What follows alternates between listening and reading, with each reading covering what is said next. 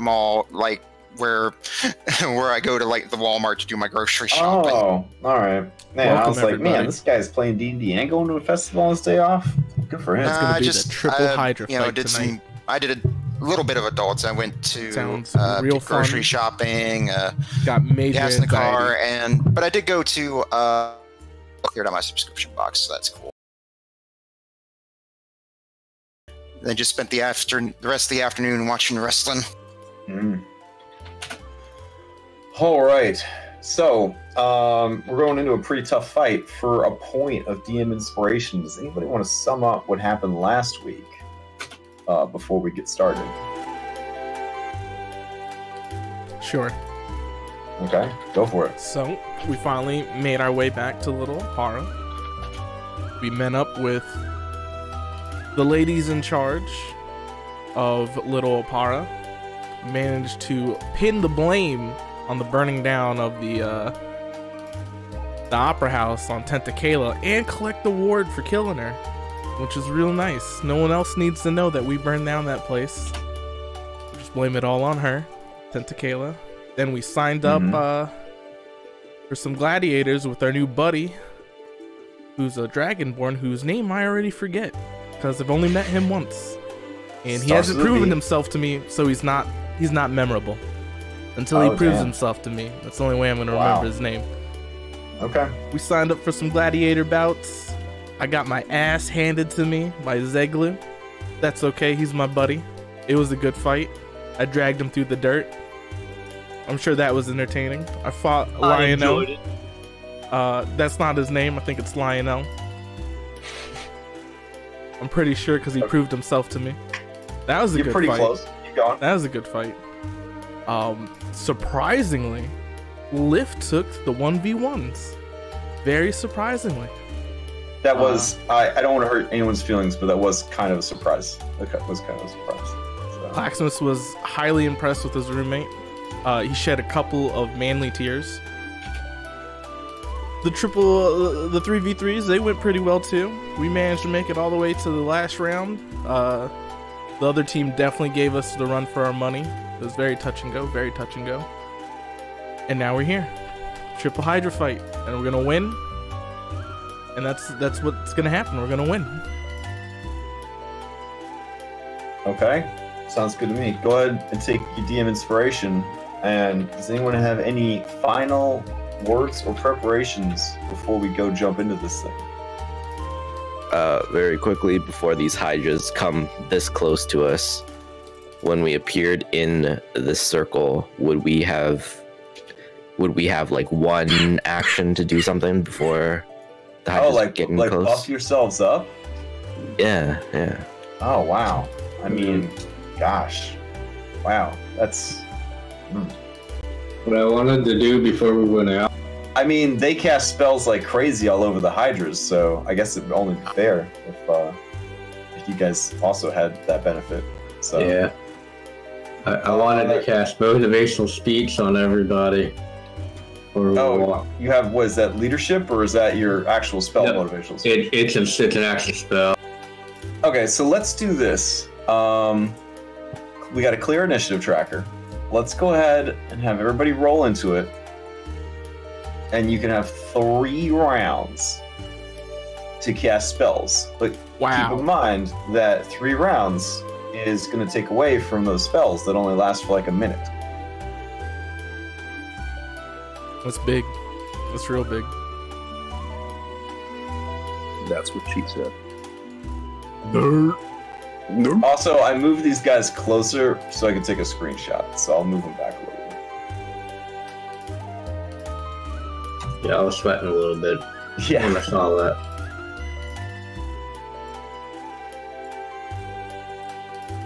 So honestly, if they were starting off where they were supposed to be, I don't think you'd be in that much danger. I won't lie, I got lots of anxiety about this fight. A fuck ton of anxiety about this fight.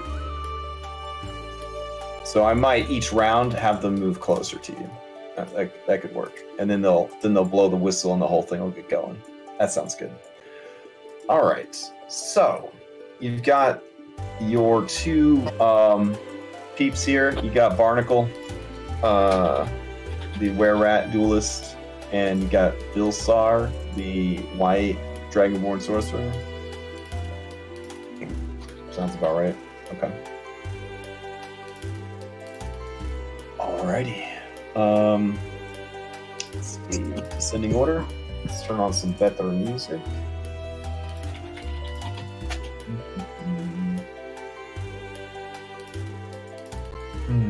Whoa. Nice Wow. rolls, guys. What the hell? Well, I have What, for advantage on mine. initiative? Yeah, there's some huge initiatives, except Lift, who wanted to go first to round 2. So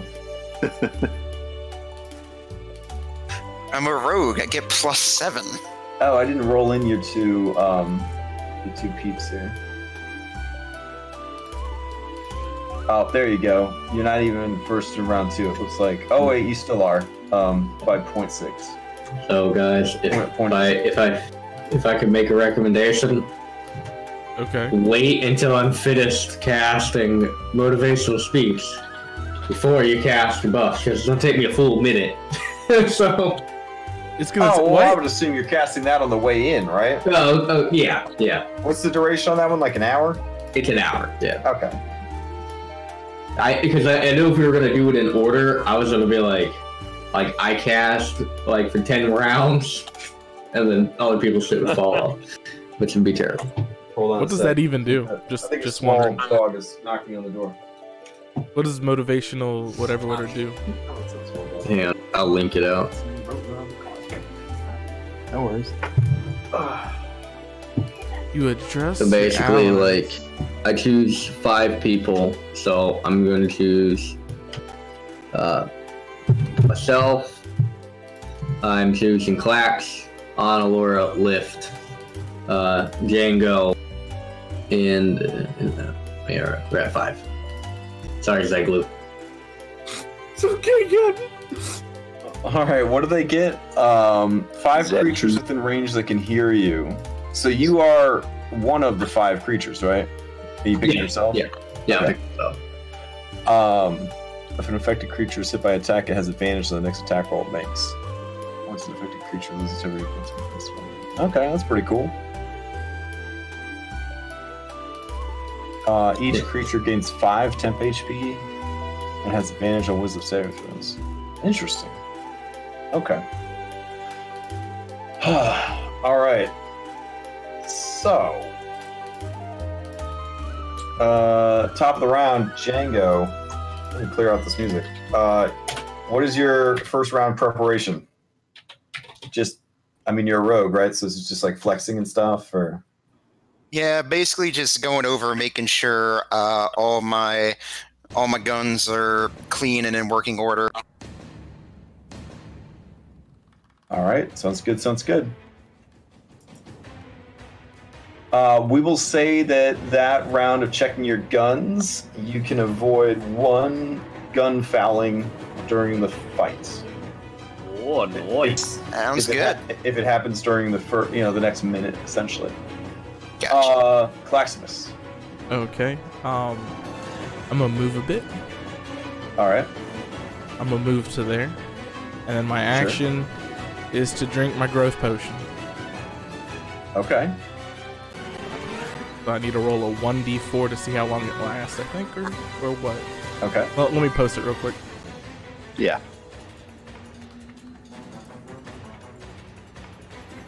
So for 4 hours, I will be this size.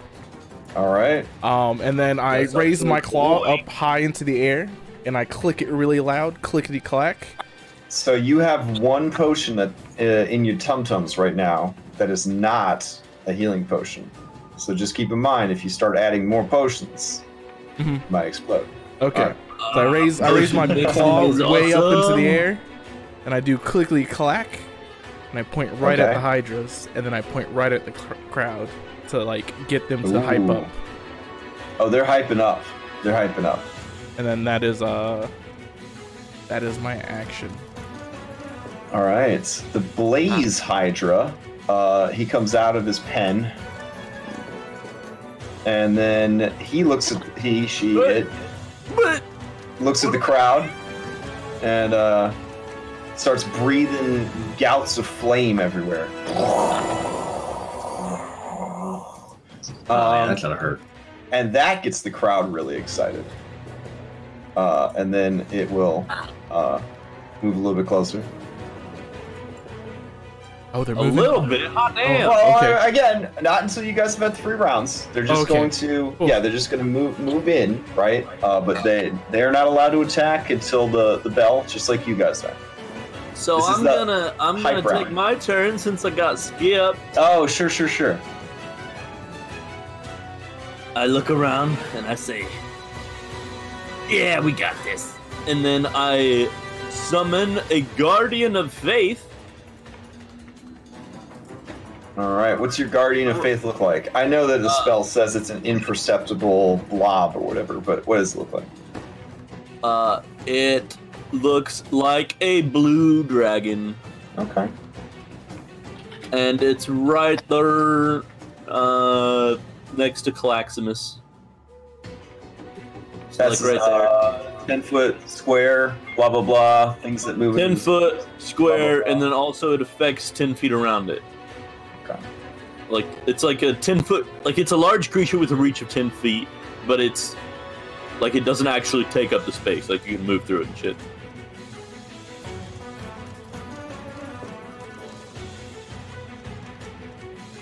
All right. Put it where you need it to go.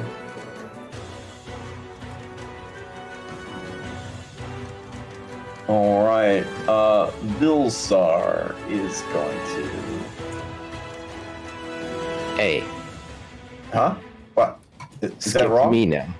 I skipped you. What? That's crazy. All right, Anna Laura, you're up. Loser. Goddamn, Crash! Gonna move into the middle, and I'm gonna throw a pet onto Clocksmith's back. Okay. What are you gonna throw on his back? Well, seeing as this is a Hydra fight, I am unable to drag the token. I'm trying to You drag. might have. It's just loading super slow. Because I also dragged it over, so 2 of them might appear any second now. Or did this happen Okay. last time we tried to drag Hydros out? This is the first time using Hydros. Yeah. I'll see if I could manually get him to come out faster. Let's see. There's not even that much going on with this particular battle. Oh, there he is. No, that's me making him from scratch. Alright.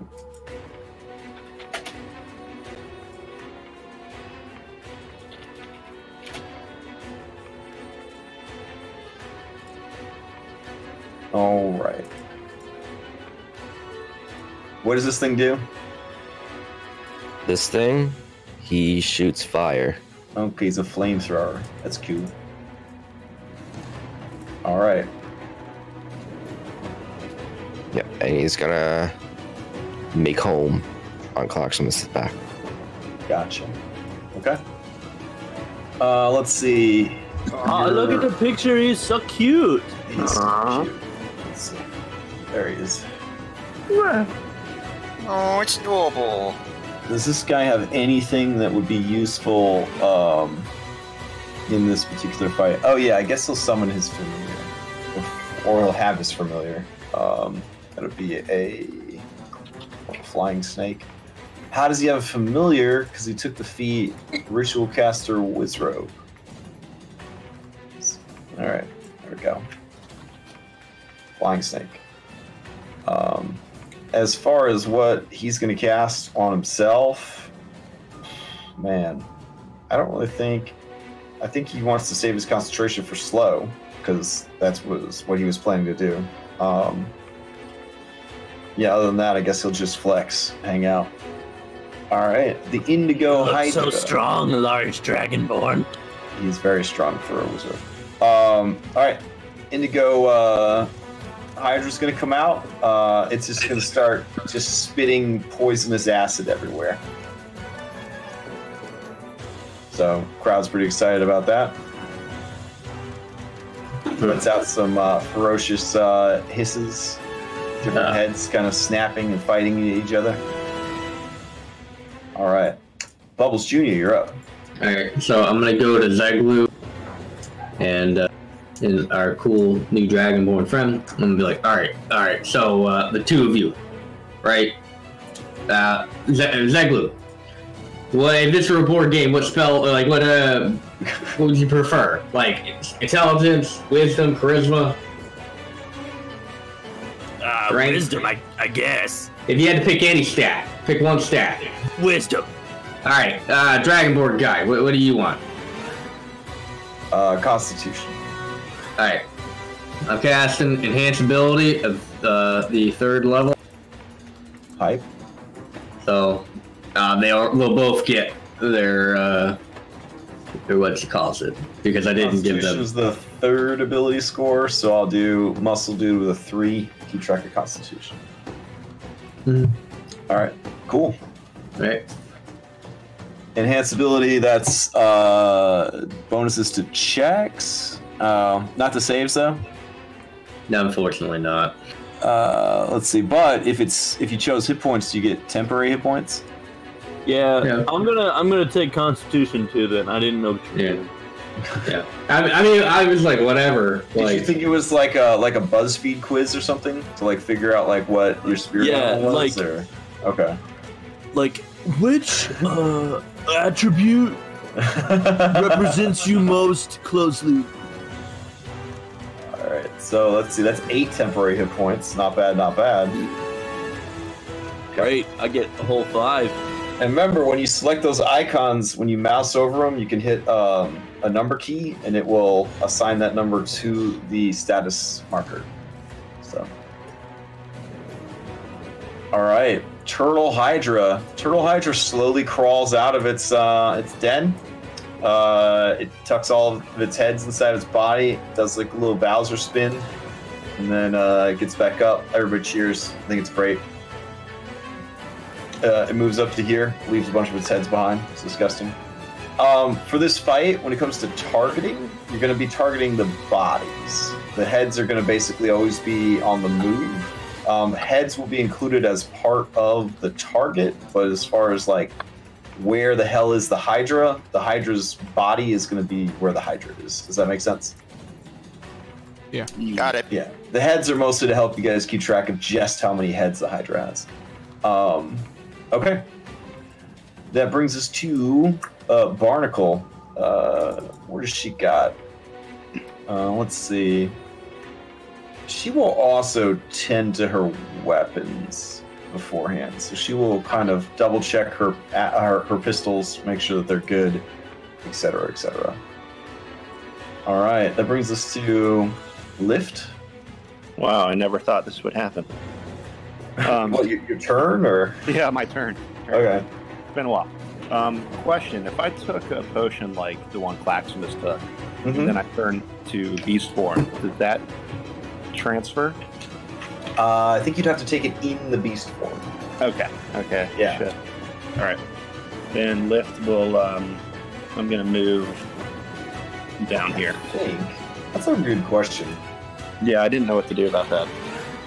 And while you're looking that up, second, what is there anything that goes on taking multiple potions? Is this like Witcher, where I'm getting like toxicity, or?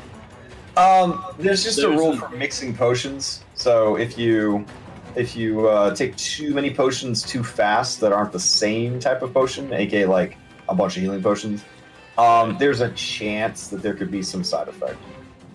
It's possible that it could be good. Yeah. I doubt that.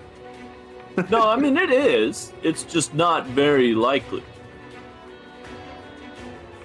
Yes, actually, a growth spell or a shrink spell will carry over to wild form because it is separate from the wild form.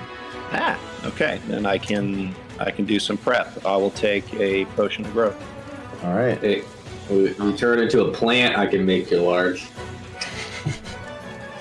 Like, I don't think that's something you can do. I don't think that's. Hey, Liv. No, that is absolutely something I can do. All right. You go into strategy career management and click on that link. Underneath magic item categories, there's a thing called potion mixability, and that's the potion mixing rules. Cool. Good to know. That'll do my turn. You're not gonna bonus to crab or snake? I thought we had a couple rounds before combat started. Okay. All right, second round of showboating and prepping.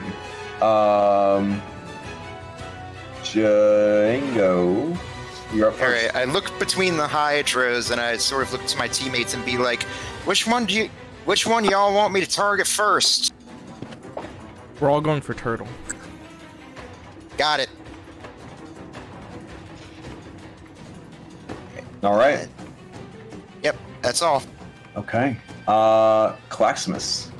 I take out my anchor axe, and since now it's really, really big, I just start spinning it in the air. Like a helicopter. And that's my action, with my showboating action.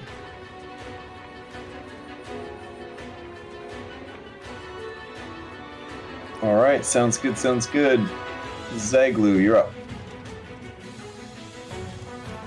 Alrighty. I will cast Spiritual Weapon All right. at level 2.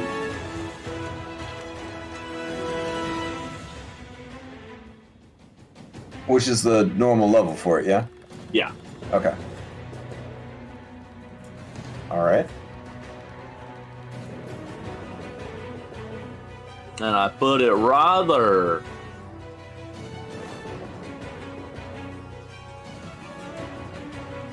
And that is all.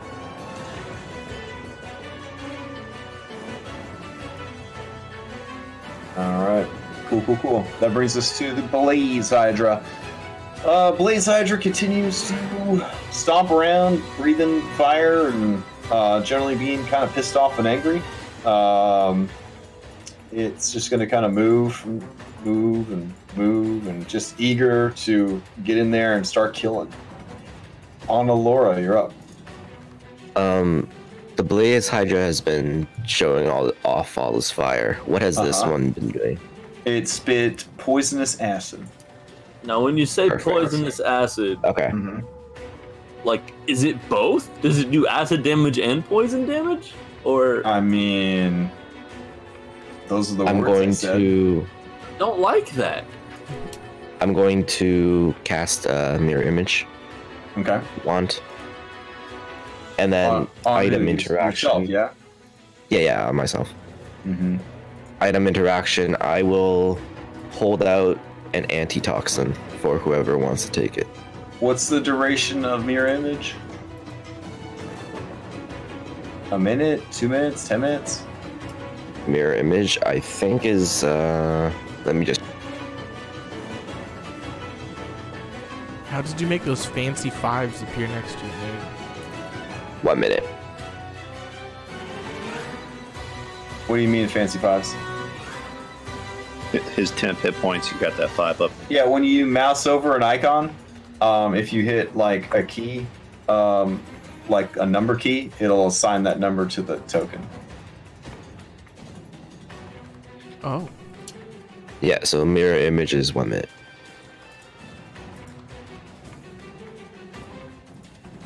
All Yeah, right. and I have an antitoxin in my hand for whoever wants to take it. Okay. Yeah, Hydra's just gonna slink on over.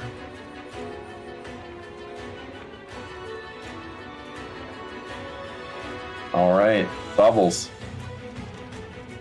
So I'm gonna turn to Laura and Clash. Hey, which one are we gonna focus down first? Turtle, the south one. Okay, that's what I thought. I'm going to. 'Cause I'm pretty sure it's a bonus action. Yeah, so as my bonus action, I'm going to use Hexblade Curse on this guy, and then I'm gonna like make sure I get my guns ready as the best I can. It's my action.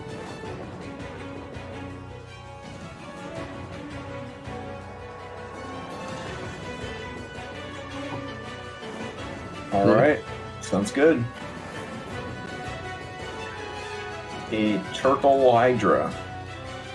Turtle hydra's going to kind of move. It's going to be climbing on this, roaring, showing off. Yep, that'll be its turn. Barnacle. She's going to go ahead and apply poison to her weapons. Lift, you're up. Yeah. I'm going to move over a little bit and look at the turtle. I'm going to double tap my elbow and then point at the turtle and spin around, kind of mocking his little turtle shell dance. And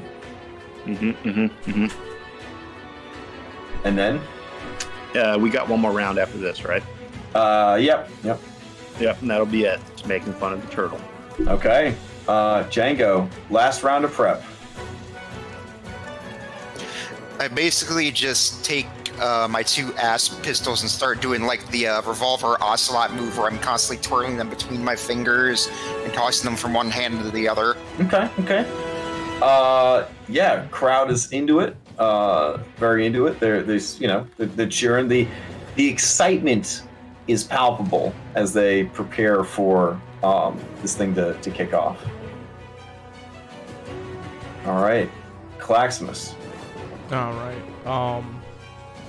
I'm gonna move over there. Is that glue? Are you medium or tiny? Small. You're small. Does that mean he can exist in my space when I'm this size?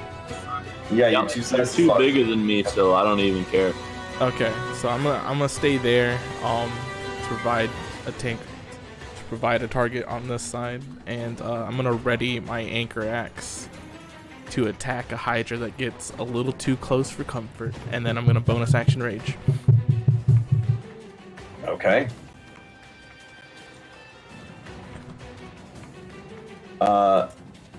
Zeglu, what are you gonna do with this last round? Spirit Guardians.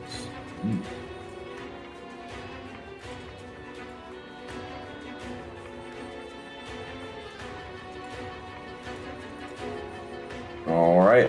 Anything else? Nope. Okay. Let's see. Blaze Hydra is going to move closer. Just kind of feeling out the thing, but not engaging yet, per the instructions of its masters. All right. On Allura. All right, I'm going to drink a potion of fire resistance. Okay. So I have resistance to fire. And I am going to... I'll stay where I am. Okay. Yeah, I think that's good. I'm still gonna offer out that antitoxin for anyone that wants it. All right. That brings us to Bubbles. So I actually have an antitoxin potion, so I'm going to drink and start praying to God, I guess. That's all. Okay. Turtle Hydra is going to take a dodge action. And I think that's all Turtle Hydra will do. And then Barnacle will grab your pro-offered anti-venom and drank it. Alright. Lift. Yeah. I'm going to stare down the turtle Hydra, which is going to take me looking at each face. And then I'm going to cast Flaming Spear. And then bonus action into a big ass freaking crab. Okay. Hold on a sec. a really big crab now that I'm enlarged. Yeah, it would be a gargantuan crab. At this point. Which we have a new miniature for. There you go. What? It's yeah. Alright, so we'll take this big doofus and put him over here. There we go. Alright. Yeah, well, the sight of a 20-foot by 20-foot crab appearing alongside a flaming ball of fire definitely gets everybody hyped up.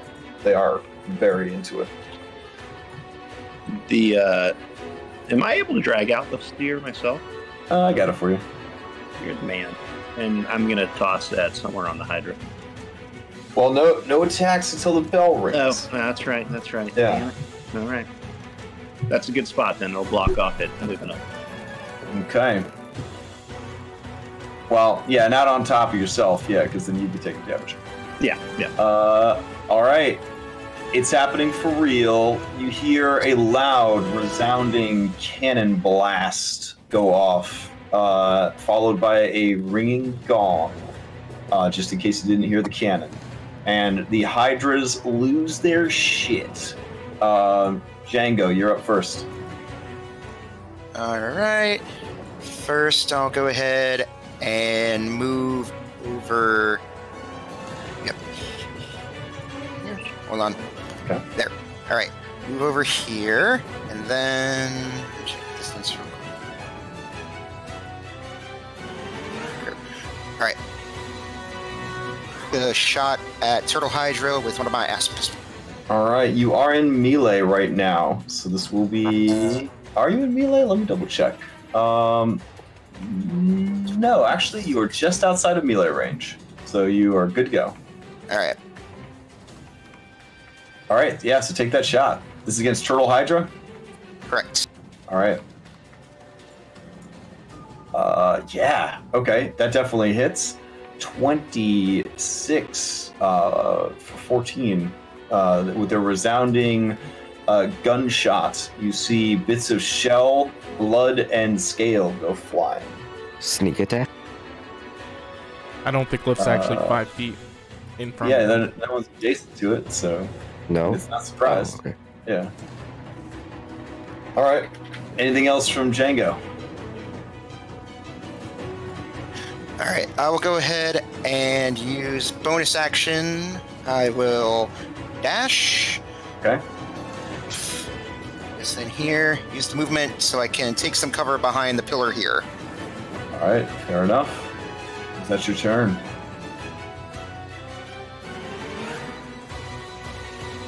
Okay. That brings us to Claximus.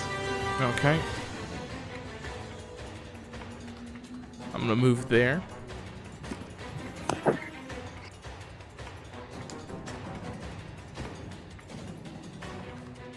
That 15 feet away from me? You're trying to hit the space itself, so yeah, that would hit. Okay. And I will launch 2 attacks.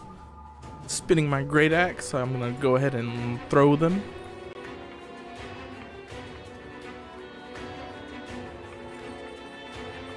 Oof. And then I'll throw it again. All right. 19. Ooh, 19 is pretty good. But it is dodging. But it Yeah, is so- dodging. So 19 is my lowest. Yeah, 19. It is going to use its reaction to use shell defense. Okay. And that will be my turn. All right. I also have to check one thing real quick. Let's see.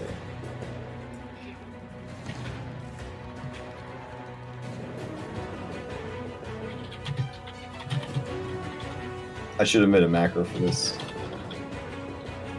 I think you have to be one closer, Clax. For your 15.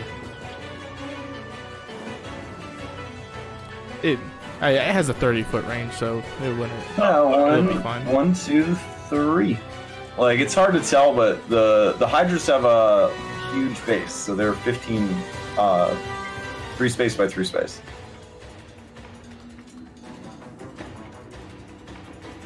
Okay, cool. Alrighty. Oh wait, were those? Yeah, those are just melee. They weren't thrown. Okay, cool.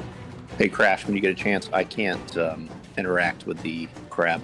With the crab? Oh, weird. Okay, hold on. Oh, because it's a new crab. Gotcha.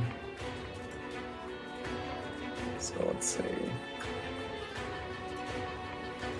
Alright, you should have access to it now. Alright, Zeglu, you're up. Alrighty. I'm gonna move right there. Okay. So that'll be a wisdom saving throw. No, on its turn it'll do. No, right, because it didn't move into it. I moved it. Right, consent, man. Case, consent. Yeah, consent is always important when you're trying to kill something with tiny spiritual dragons. Yeah. Alright. I move my spiritual weapon and attack with it.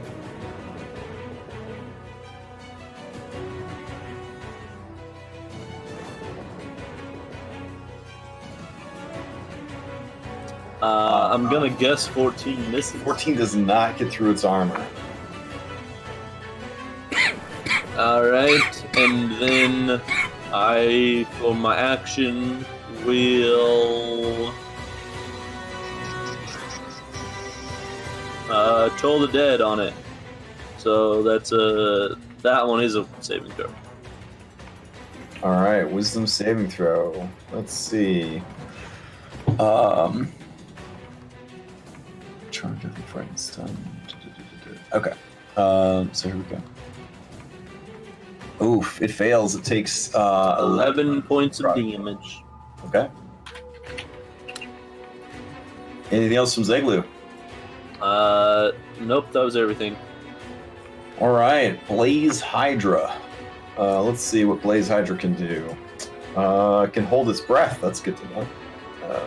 And it's always awake. Also great. Let's see.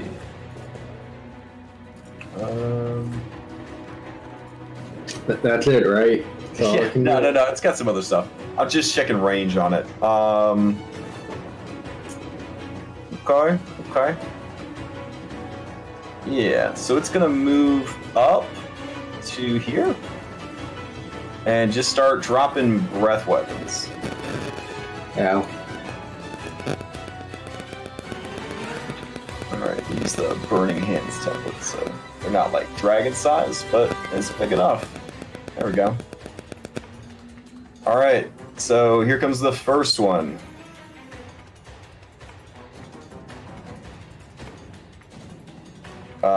Everybody that's in there needs to make those saves.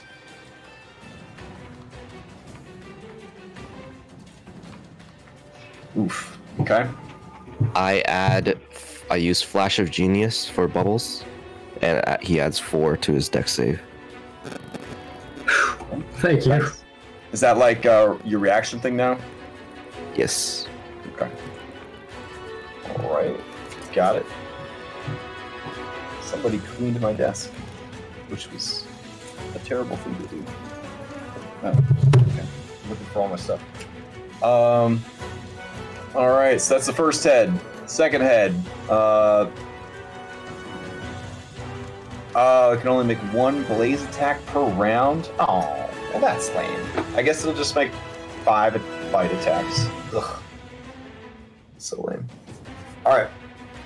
So as it breathes out breath with 1 of its attacks, let's see. Barnacle also had to make her save.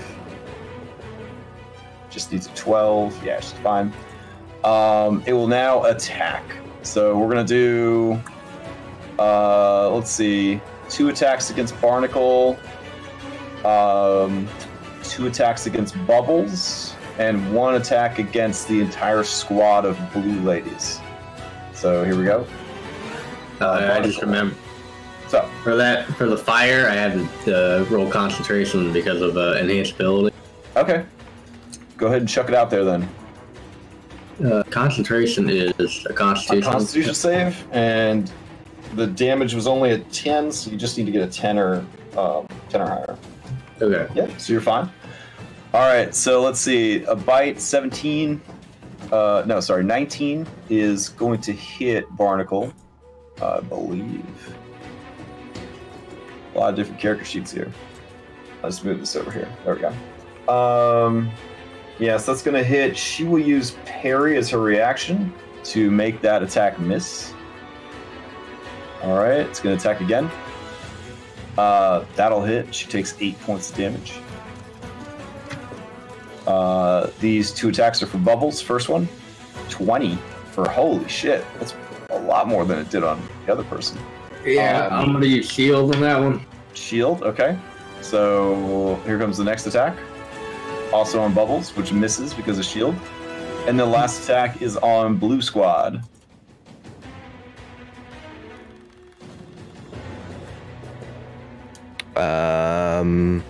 If I have 3 duplicates, 6 or higher to change it to a duplicate, so it attacks a duplicate. All right.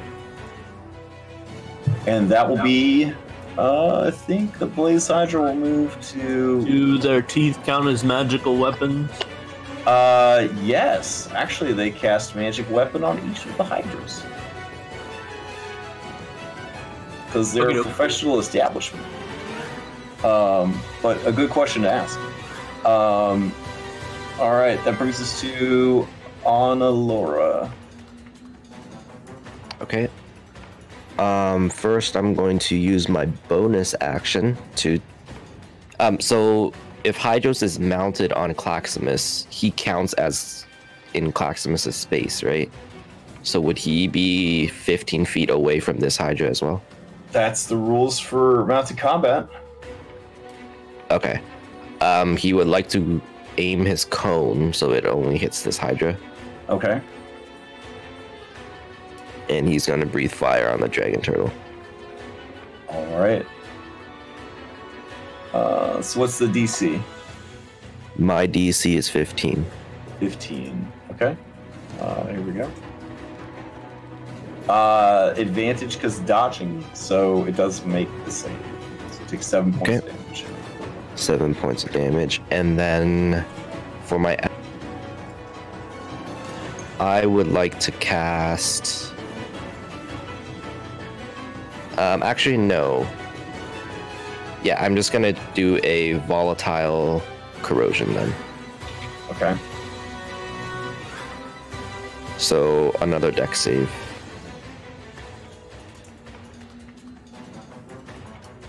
All right. Makes... so that misses. Yep. Okay. Anything else from Annalora? You are currently in melee with the. Yeah, I would like to shuffle. Cycle. I would like to 5e shuffle. Okay.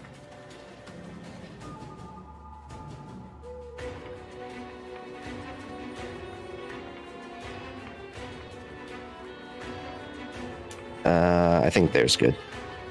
Okay. All right. Next up is Vilsar. Vilsar is going to ask, which one are we casting slow on? The poisonous one. Poisonous one, since it's the farthest down. All right. So he's going to try and cast slow on it. Let's see. The DC of his spells is a 14. All right. So it's going to make a Wisdom saving throw. Should be able to do that. Let's see. It fails. He should be able to get both of them then, because it's 40-foot cube. Oh, you're right. It's up to 6. Cube. All right, so then Blaze Hydra will also have to make it. There you go. They both fail.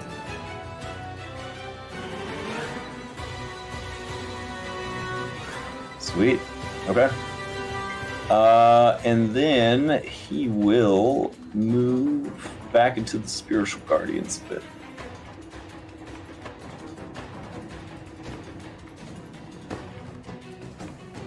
All right, sounds good. Okay, that brings us to the Indigo Hydra. They can now only take one action. That really sucks. So let's see. Let's see. During this time, you have a -2 to AC and Dex saving throws. Can't use reactions on your turn. Either an action or a bonus action, not both. Regardless of the creature's ability to match items, it can't make more than one melee or ranged attack during its turn. If it attempts to cast a spell, blah blah. Creature effect of the spell make a new Wisdom save at the end of each of its turns. Okay, so it can move and then take one attack or shot. So it will move up. Yeah. So it'll move to here. There we go. And then it will... Yeah, what's it gonna do? I guess Baubles, you're like the closest target, so...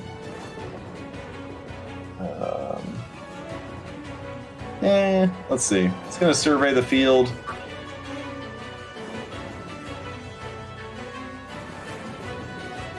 Yeah, sure. It'll attack Bubbles. So let's see.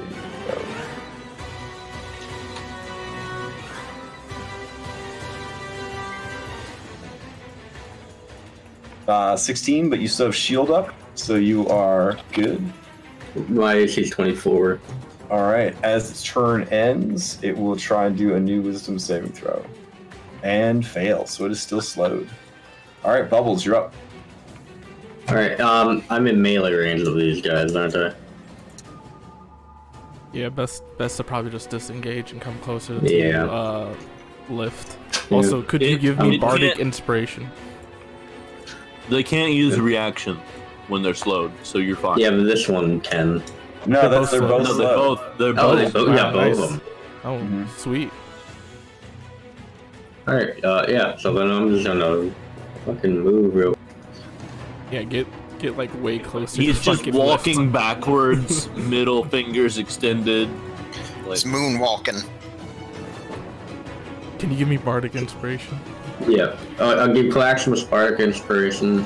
Okay. And then I'm going to Eldritch Blast this thing. Okay. I turn to Claximus. The captain's a bard? Yeah, the captain's the bard. Do we have a token for Bardic Inspiration? Oof. All three of those... No, it's dodging, sorry. The second two hit. I didn't know it was 3 blasts. Is it 3 blasts already? I thought you could get level 9 before it was 3 blasts. Oh, is it? Or 11? Yeah, so you get the first 2. So one of them hits. Gotcha. One of them hits, but I have to check to see if something happened. So hold on a sec. Let's see. Nope. Okay. So give me that damage. 4 points. So it's plus additional 4 because of the curse. Okay. And that will end my turn because I don't think anybody's really hurt. Alright, so you have a Hexblade's curse on it. That's right. Let's see. Which is... that. Okay, cool. Alright, Turtle Hydra, as its turn comes up, the dodge goes away. Wisdom save! Okay, it's got to make a wisdom save. It fails.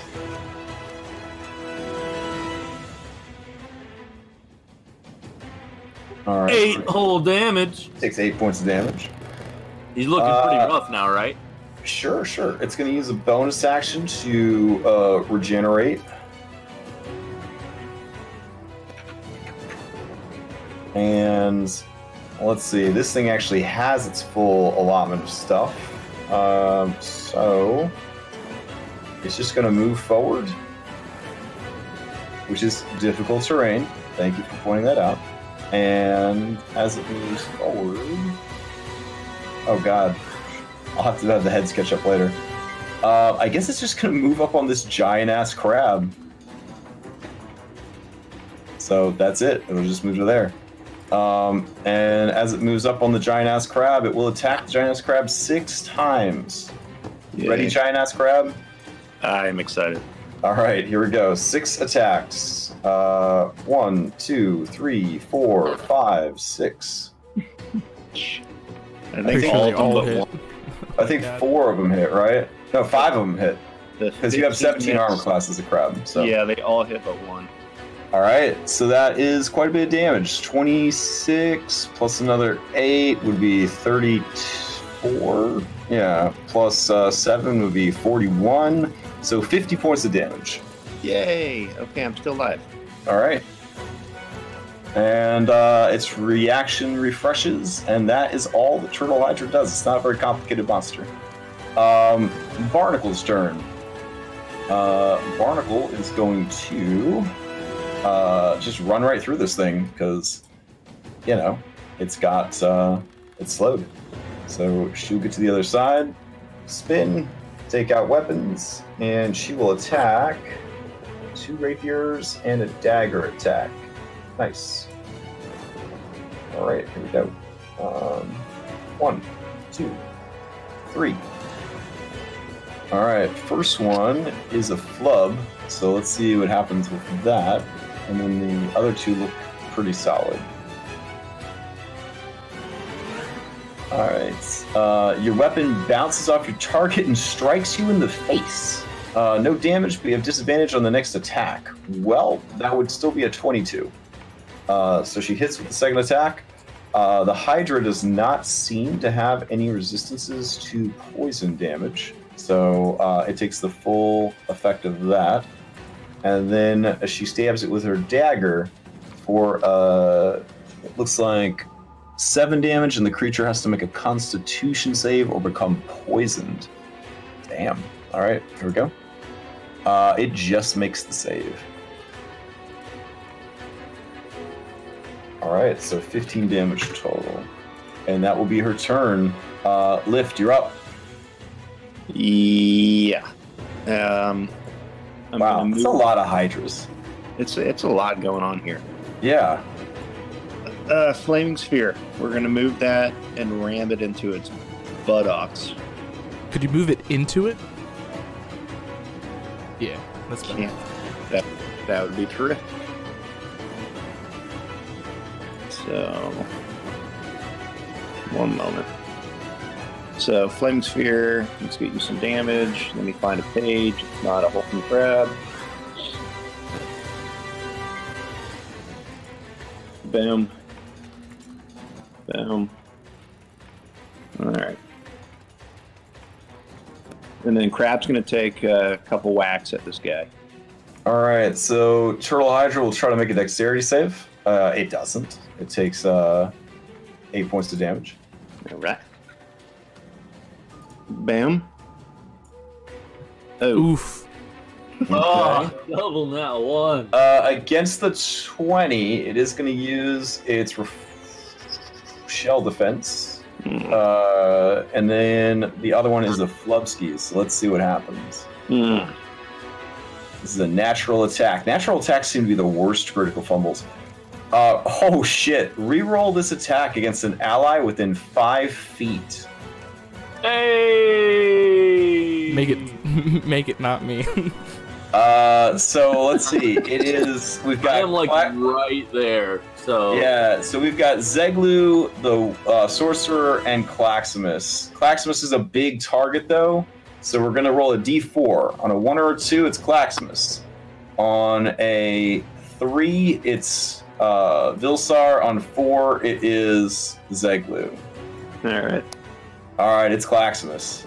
Sorry, buddy. Alright, all good. Alright, so let's see. Reroll that attack. Oh, thank God. 13 I don't to hit. think 13 hits, right? Nope. Oh, you imagine if that had been a critical? you've been attacked, so you don't lose your rage either. Alright. Assuming you don't attack next turn, which I'm sure you're going to. I'm sure I'm going to. Alright, anything else from Lift? No, that's it. Alright, Django, top of the round. Alright, well, since it seemed to work so well for me in a previous fight, I would like to try climbing to the top of the pillar that's right in front of me here. Okay, hype. You've got a climb speed. You start climbing up the pillar. I've been informed that I'm too generous with climb speed because you still have to make climbing checks. You just get to move at your normal speed. But that seems super mean, so we're just going to keep going with this for now. So just climb the damn pillar. Because you got cat claws. Alright, so you climb up to the top of the pillar. Let's see. Probably the best thing I could do for you, so you can see everywhere, is I will clone you, so you can see on both sides of the pillar. Cool. All right, and then I'll just mark your original. There we go. Okay, so that was your movement. That's my move. And I will go ahead and from my sniper perch up here, I'll go ahead and take a... Yeah, all right, pistol's good. Yeah, I'll go take a shot with the pistol at...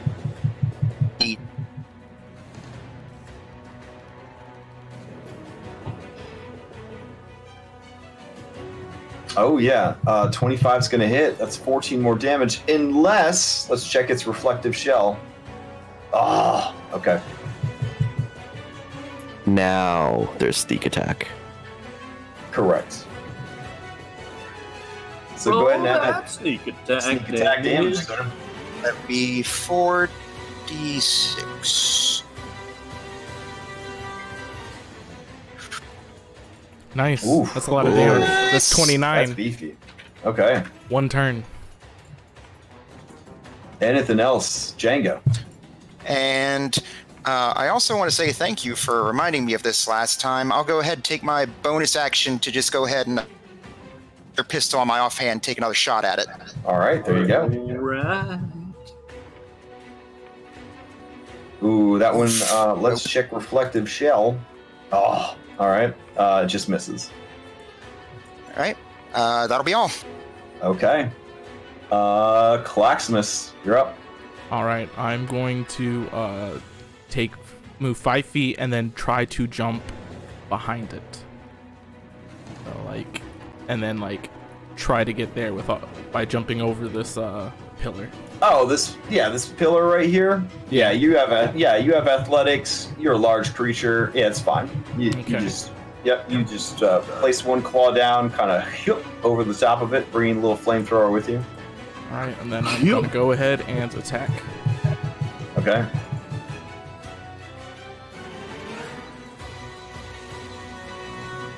Oof.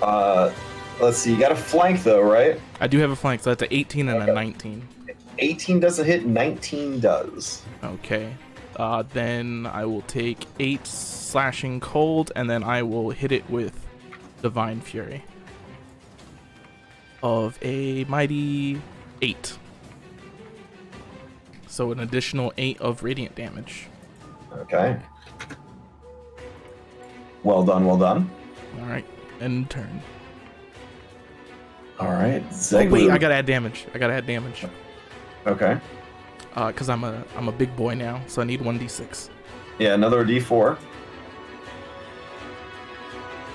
Is it d4? I thought it was a d6. D4. Nah, it's just a d4. That's what I was trying to figure out. Okay, D4. Yeah. Okay, so mighty additional 4 to that.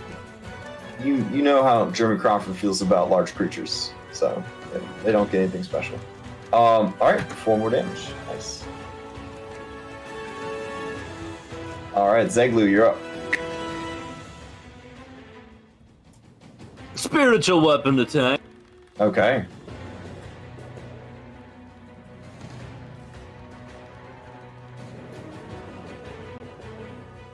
That's gonna hit. For 6 damage. Nice. It is bloodied. The fuck? Yeah, what do you mean the fuck? You guys are dropping shitloads of damage when you hit it. I just wasn't expecting it already. Wow. Okay. Don't look a gift horse. Yeah, don't live a gift horse in the mouth. We still got wow. there's still 2 more that haven't even been hit. It only did 50 damage to me last turn. Let's kill this thing. I'm gonna move. Okay.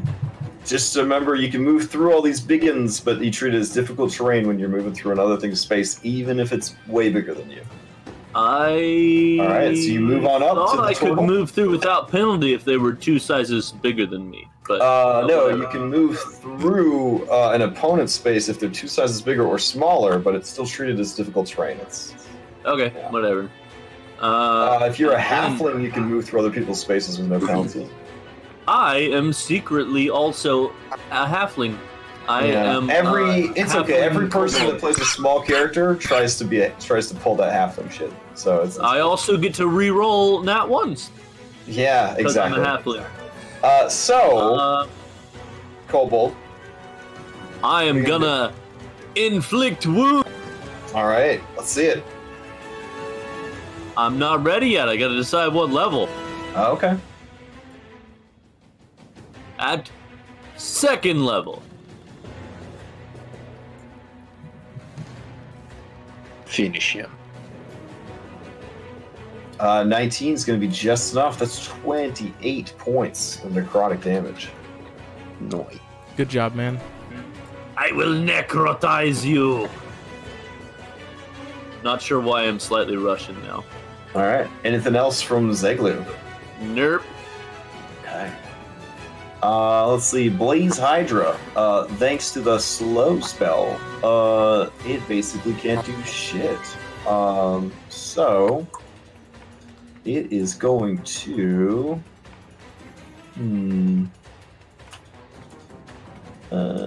Yeah. It's just going to stay where it is, and it'll breathe fire at this group of 3 sea elves.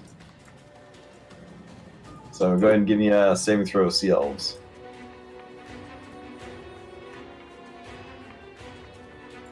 Ooh, All big. right. Okay, And so I then take it will quarter try damage. and make a wisdom saving throw. There you go. It succeeds. It is no longer slowed. Not big. All right, Annalora, you're up. Yep. Okay. First bonus action to flamethrower the turtle. Okay. So deck save. It fails. He takes 15 fire damage. Okay. Am now going to move over here.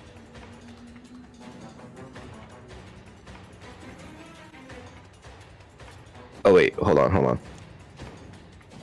Come to me. Let's see. That's not a good idea to come to you right now.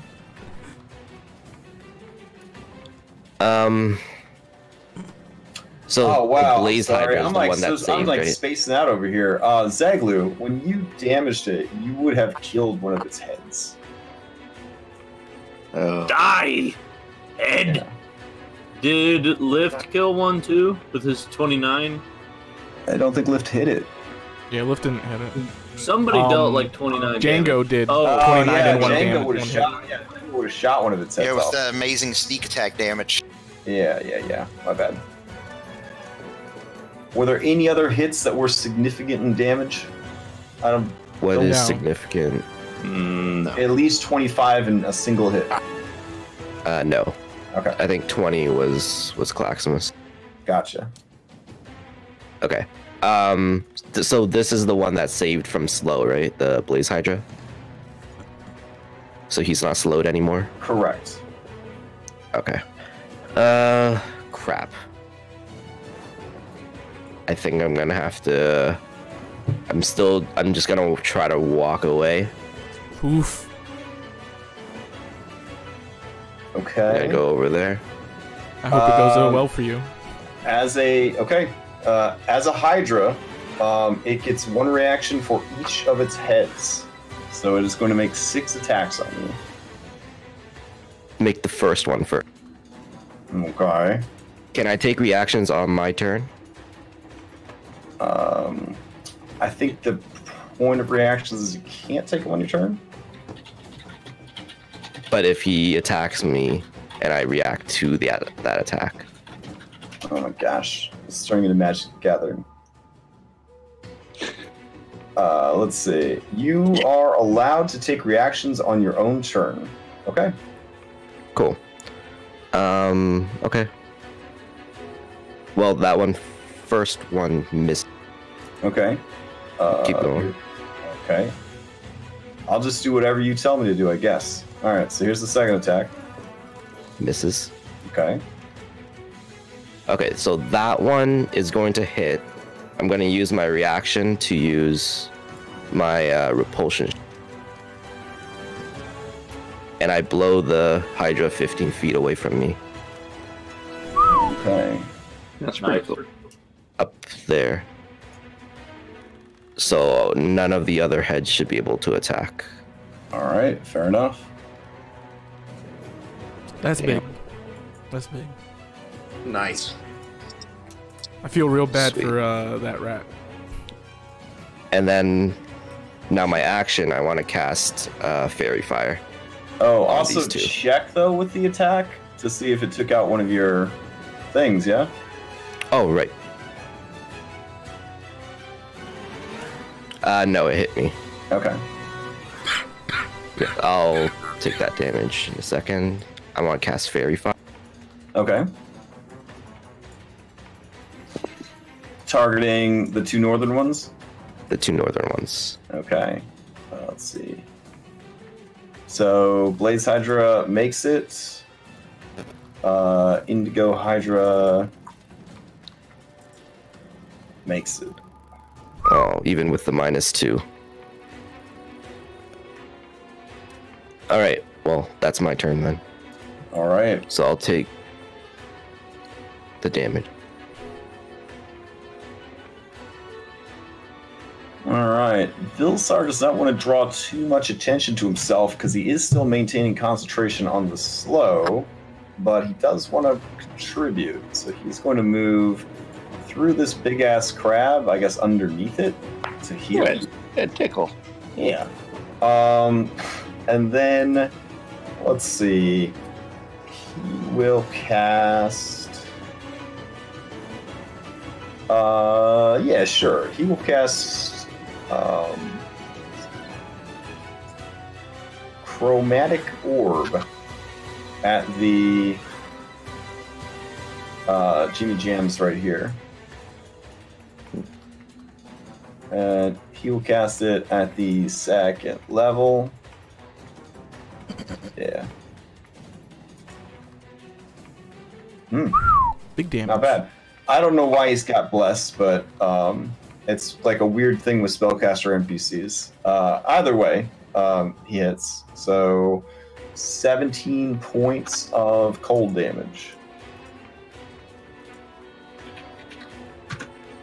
All right, and he'll just keep concentrating. Indigo Hydra. Cold? He's not smart enough to do fire? Why does he need to be smart to do fire? Because of metagaming? But I don't understand what's the significance of fire. Like, why do you think fire is good? For regeneration purposes? Not everything's regeneration is shut down by fire, man. Like, there's more things in the world than trolls. Just kind of keep that in mind. Anyway, his familiar needs to go. His familiar will do a flyby attack. I've been forgetting to use it.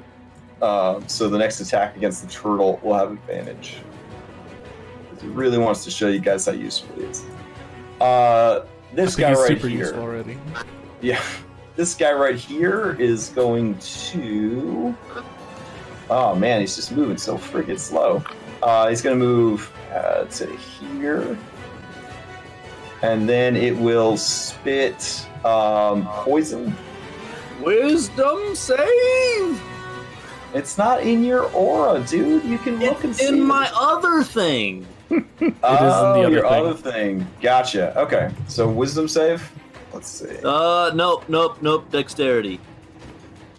Okay. All right. It fails.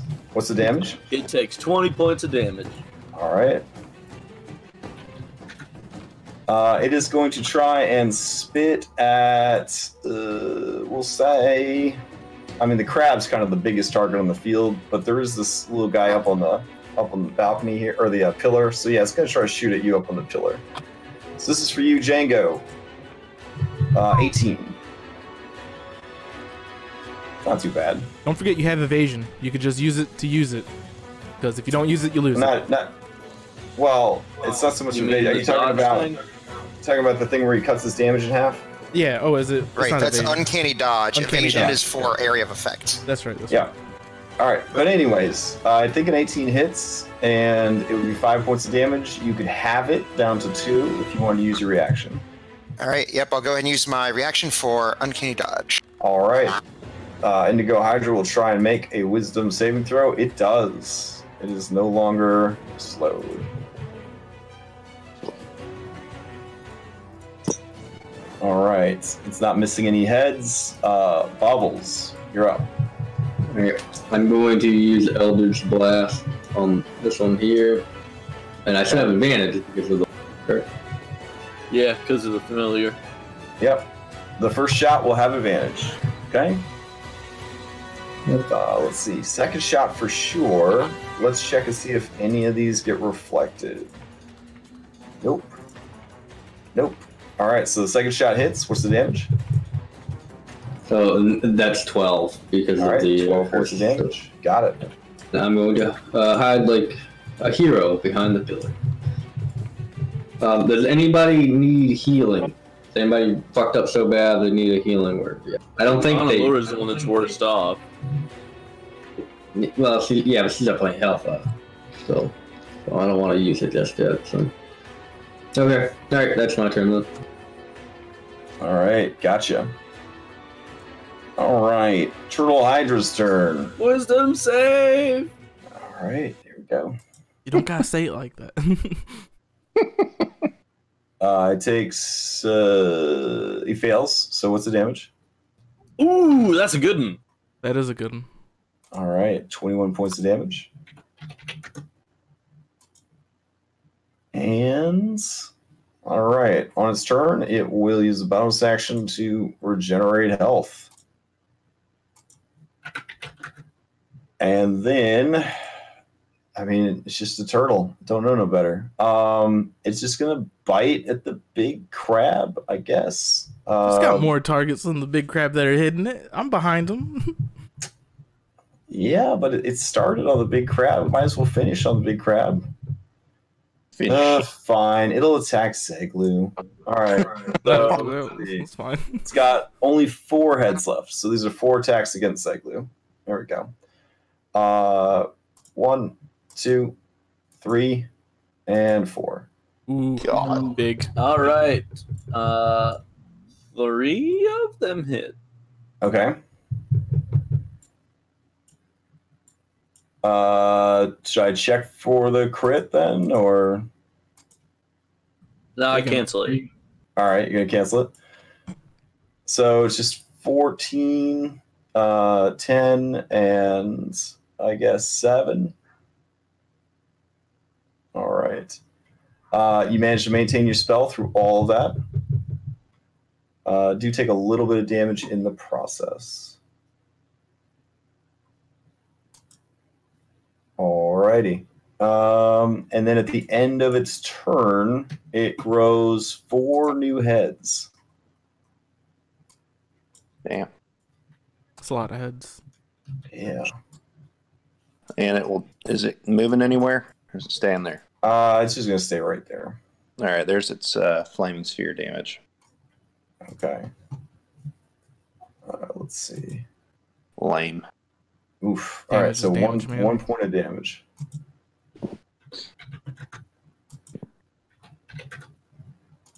Alrighty. That'll be Barnacle's turn. Also, what happened to all the music? It's so eerily quiet. It's gone on too long. Yeah, I don't know why. I think it's when the thing changes servers, it loses its loop. It's like settings, so you have to like tell it to loop over and over again.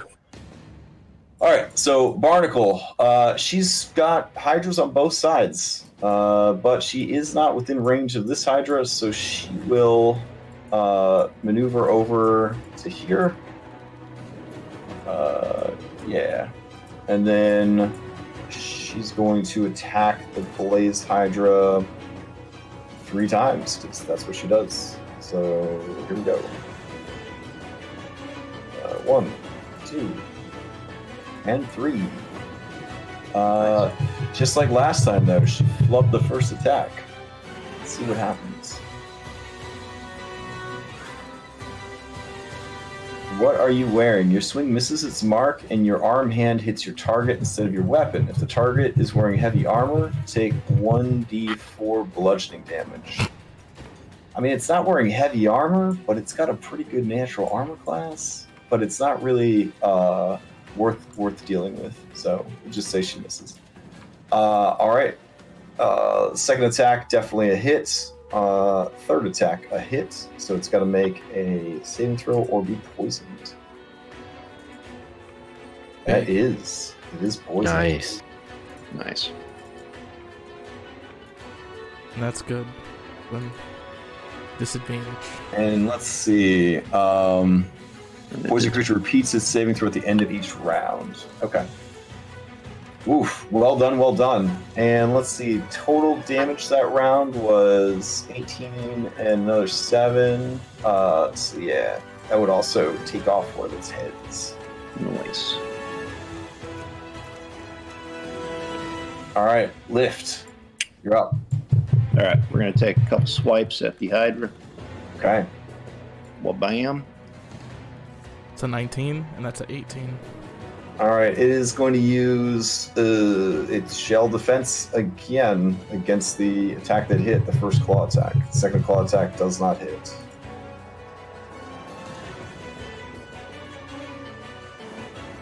But it can only use that against one attack per round, so it's just that one away. Well, not really, because that was a huge hit. Anything else from Lift? Yeah, I'm going to bonus action. I'm going to re-ram the Alright. sphere for 2d6. Oof, that's going to hit.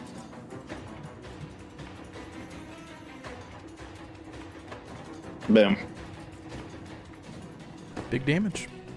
Yeah, alright. It takes the full amount. It is still bloodied. Good lord. Alright, that's it. Okay, Django, you're up.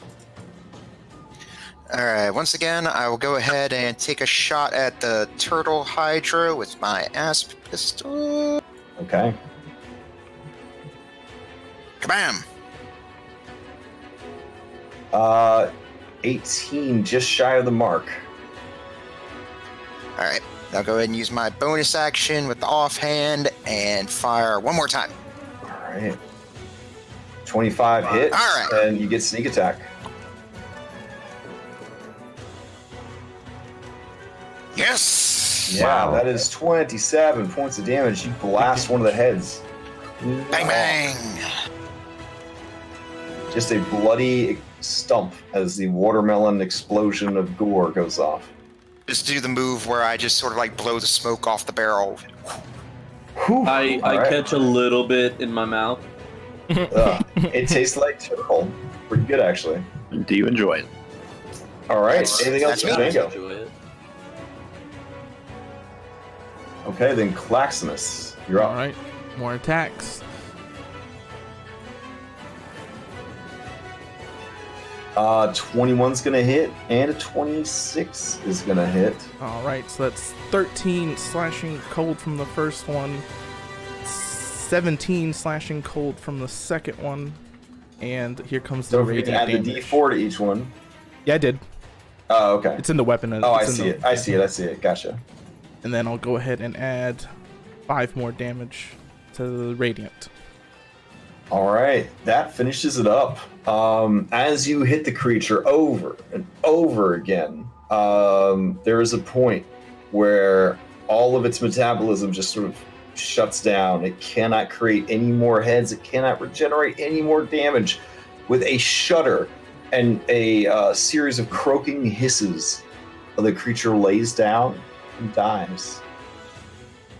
Sweet. Okay. I will use the rest of my stuff to try and move.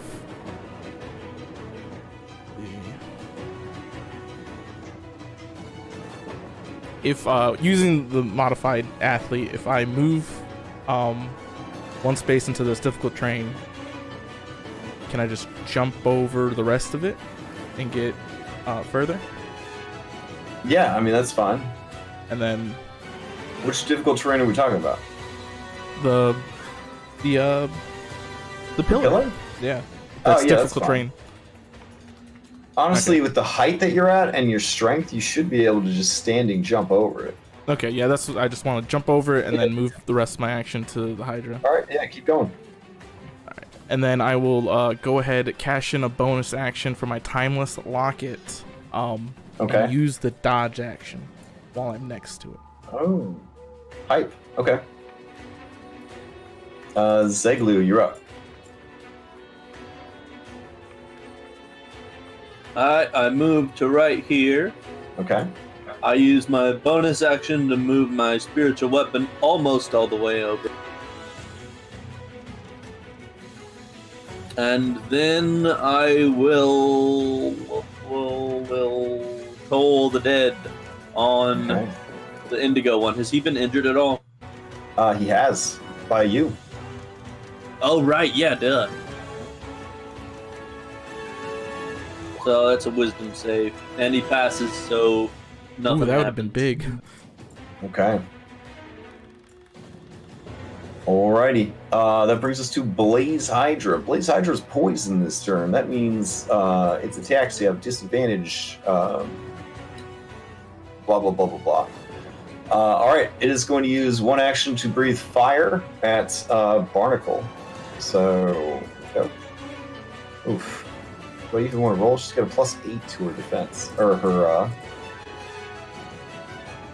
dex save. Oh, look at that. 4 of those D6s, all ones. Let's see. Damn. That could have been That really is bad. amazing.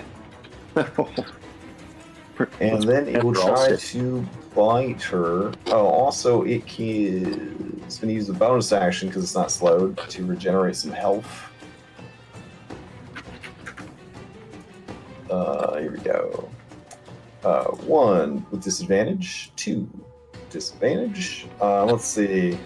That is going to hit, so she will use her reaction to parry it. All right. 3. Oof. Good thing it's disadvantage. And 4 miss. So only 1 hit. It ends up being 11 points of damage total. She's earning her Alright. paycheck today. And then it is going. Hell yeah, she was friggin' great. It is going to kind of barrel over to here. And as its turn ends, it regrows 2 heads to replace the one that it lost, putting it at 7 heads. And it has to make a new Constitution save, DC 15, to see if it is no longer poisoned. Oof. Oof, Alright, mate. it's no longer poisoned. Alright. That brings us to Anlora. Okay. First bonus action, flamethrower. Okay. So deck save. On the Indigo one? Got it. Yeah. Okay, he takes 7 points of fire damage. Alright. And so his token is the body one, right? So he's Correct. not actually all the way up here. No. Remember, the body is all we're tracking. Okay, damn. That sucks. Okay. Smart Hydra moved. Okay, I will then just cast volatile lasers at the one I just attacked. Okay. So this is Scorching Ray. So I get three shots. Okay.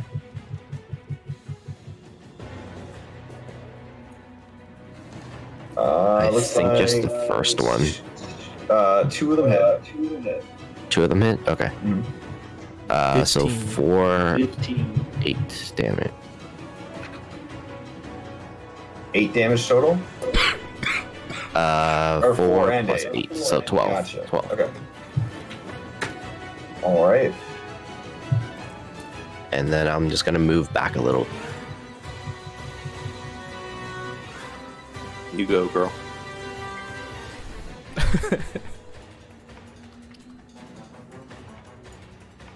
Alright, let's see. Oh, that brings us to this guy that's auditioning to be your ship wizard. I don't even think he knows he's auditioning. No, he does.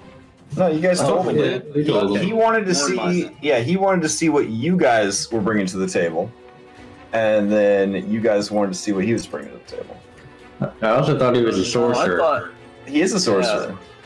Okay. He has proficiency in the. He has the feat ritual caster for wizard spells, which is honestly all you really need to call yourself a wizard. Yeah, fair. Yeah, trash wizards. Let's see. I think that's a 40-foot cube. So, I mean, I'm gonna play it as if I was fucking playing this dude. And if my slow spell dropped, I would just cast a new slow spell. hell yeah. Yeah. So he's gonna cast another slow spell, which leaves him one remaining third-level spell slot. He does not have fourth-level spell slots yet. All right. So. Blaze Hydra, here we go. It's gonna make a wisdom saving throw. DC 14. Ooh, nice. And Big. alright, so Indigo is slowed again. Alright, he's still concentrating. He will have his familiar fly up and hiss and bite and feathers and all that jazz. So the next attack against Indigo Hydra will be at advantage with a -2 to his armor class.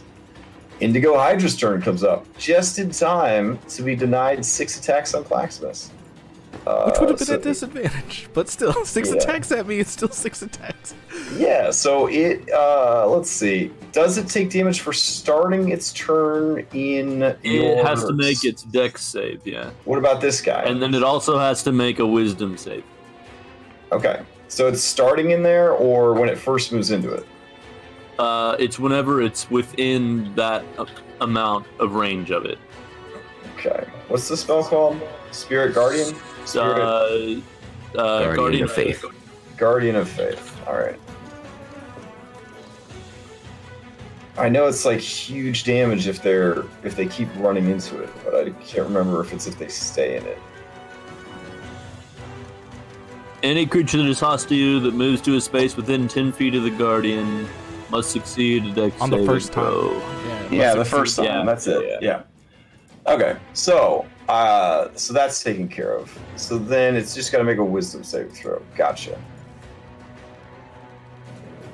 All right, so it does. So it takes half damage of whatever you dish out.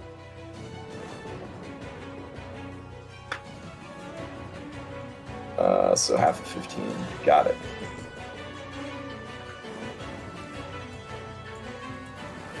Alrighty, and then it's got 1 attack this round, so it will go ahead and use that 1 attack on Blacksmith. Okay. 14. And that will be its turn. At the end of its turn, it will try a new Wisdom saving throw. DC 14. Oh, it is still slowed. Big. Awesome.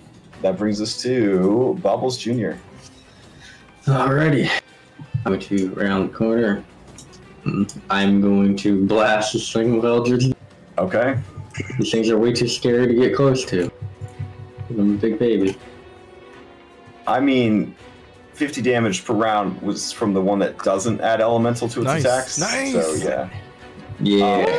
Yeah, both of those are going to hit. Oh, fuck, I didn't put the curse on. Alright. Okay. 8 points of damage, and then as a bonus action, I'll put my curse on it. So next okay. time, Gotcha. I don't look Yeah, like your such a- Hexblade's curse, I think, is 1 target, and then you have to rest to get it back, yeah? So you're going to cast Is it?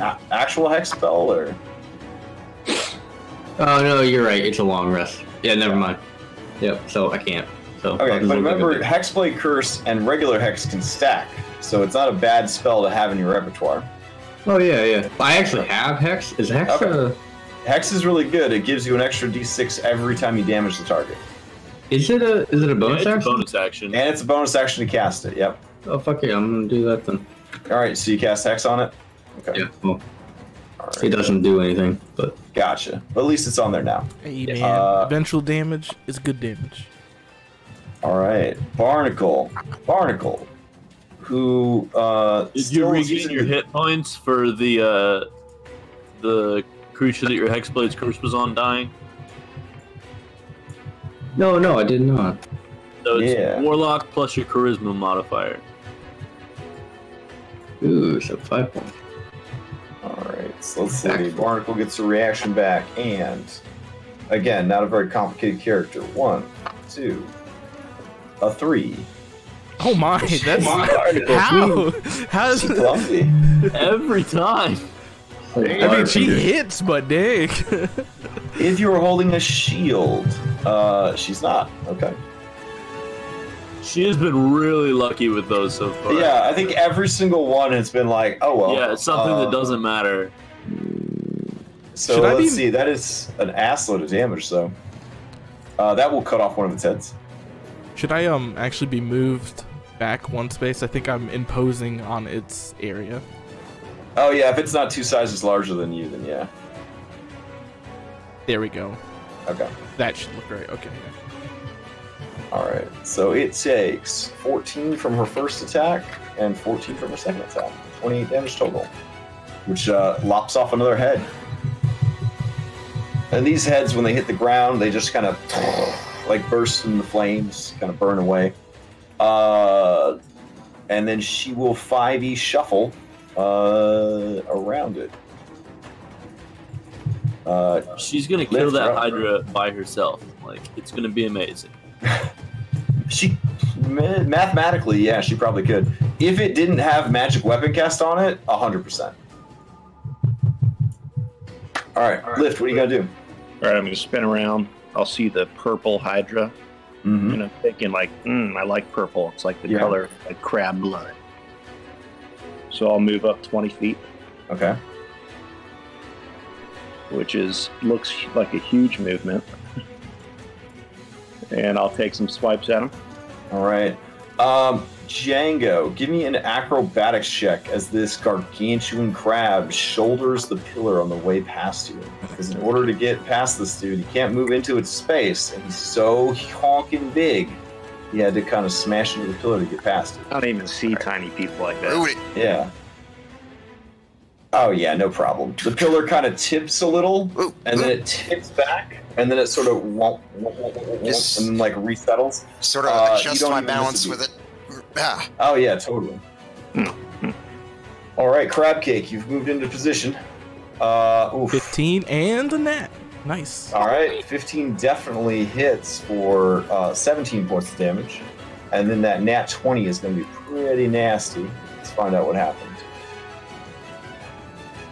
Clackety click. Oh man, so bad. Now there's going to be a kaiju battle right after this kaiju battle. Triple damage. Roll 3d10 more damage as you slice it in the cheek. I don't know which cheek, but one of them. The butt cheek. Oh wow! You take 2 heads off with that single attack. Look at that, 52 points of damage. I think So, chop, chop, chop. Come on, we're not done. We got 30 feet to move this orb to smash into it. And technically, you're grappling it twice now. So it is grappled by you as well. Good moves, man. Good moves. There we go. And then another 2d6 from the flaming orb. All right. Let's see. With a 15 save. Bam. All right. 8 more fire. It is bloodied. Clackety click, and the turn. Okay. Oh god. Top of the round, Django. All right, so while anyone it's keeping grabbing, track I'll go ahead and take rounds, aim at... We had 3 rounds at the beginning, and I believe we just entered the, I want to say 4. We are entering the 4th. Yeah. Yeah, so anybody that's tracking, we've been in combat for 7 rounds total. All right, Django, start to interrupt. Keep going. Okay, so while Lift has it grappled, I will go ahead and take aim with one of my pistols at the Indigo Hydra.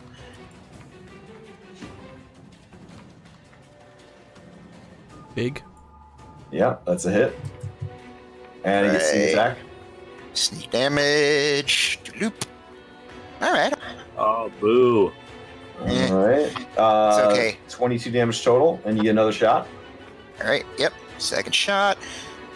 Bam. 15 is just enough to hit.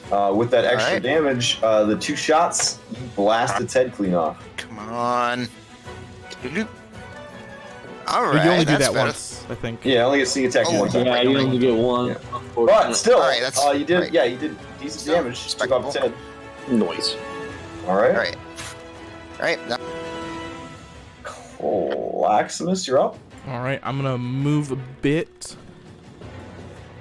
to be over there, so I can get closer to the fire guy eventually. And while I'm doing that, I'm gonna sneak my anchor axe's chain around it and try to knock it prone Oh, okay. with one of my So attacks. a cinematic attempt at a shove action. I'll keep that in mind. 25. All right, 25. Let's see. Unless it gets a nat 20, you got it. You knock it prone. Nice. And then I will follow up with an anchor axe attack at advantage.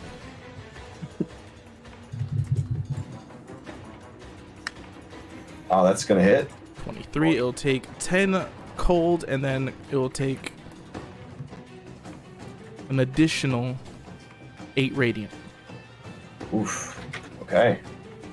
Now I know this messes up you guys' range stuff, but it can't get up out of prone now. It's stuck there because it's grappled. Yeah, it's fucked. All right. Anything else, Claximus? Nope, that was it. I will end my turn there. Okay. Zeglu, you're up. All right. First thing, bonus action for spiritual weapon.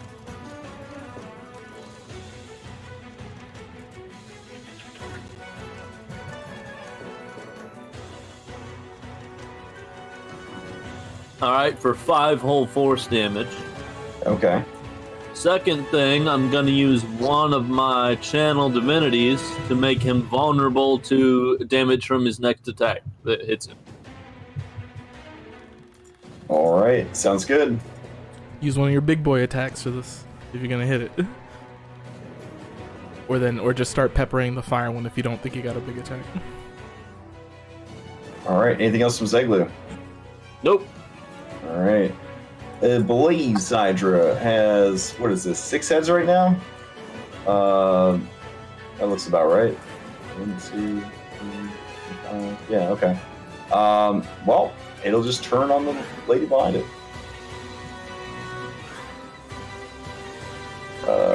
So let's see. It will, because it don't know no better, it will start by trying to breathe fire on her. And she will make her save, of course. And so she takes 10 points of damage. And then it's going to attack her 5 times.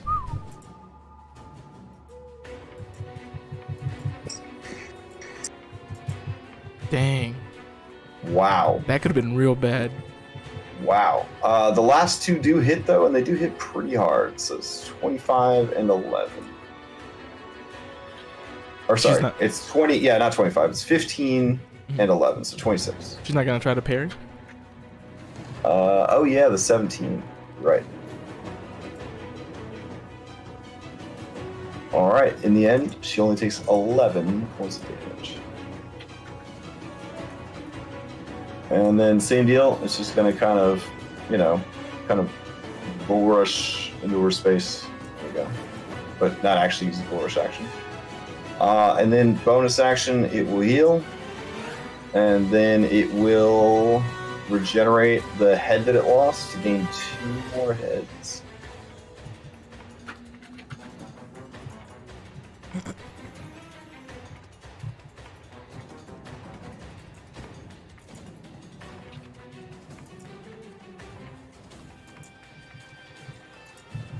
All right. That brings us to Anilora. Okay, I'm gonna move over here. And then I'm going to use my action to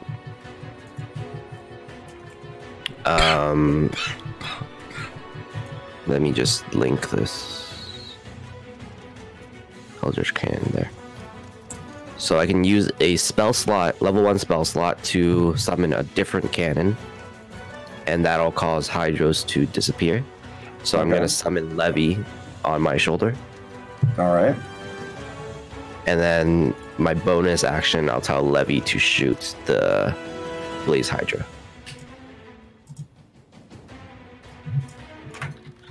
So 23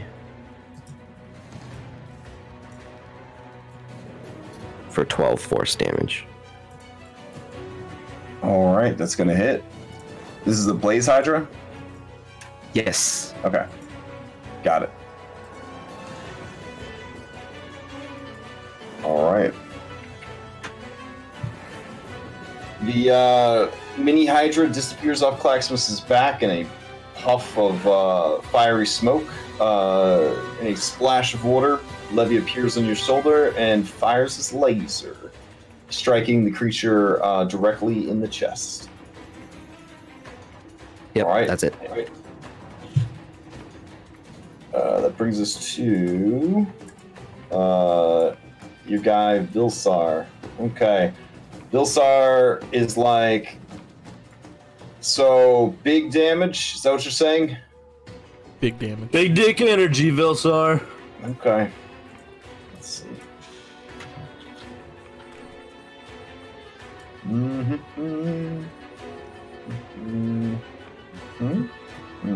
Okay.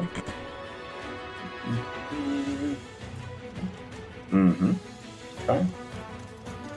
Let's see. And then,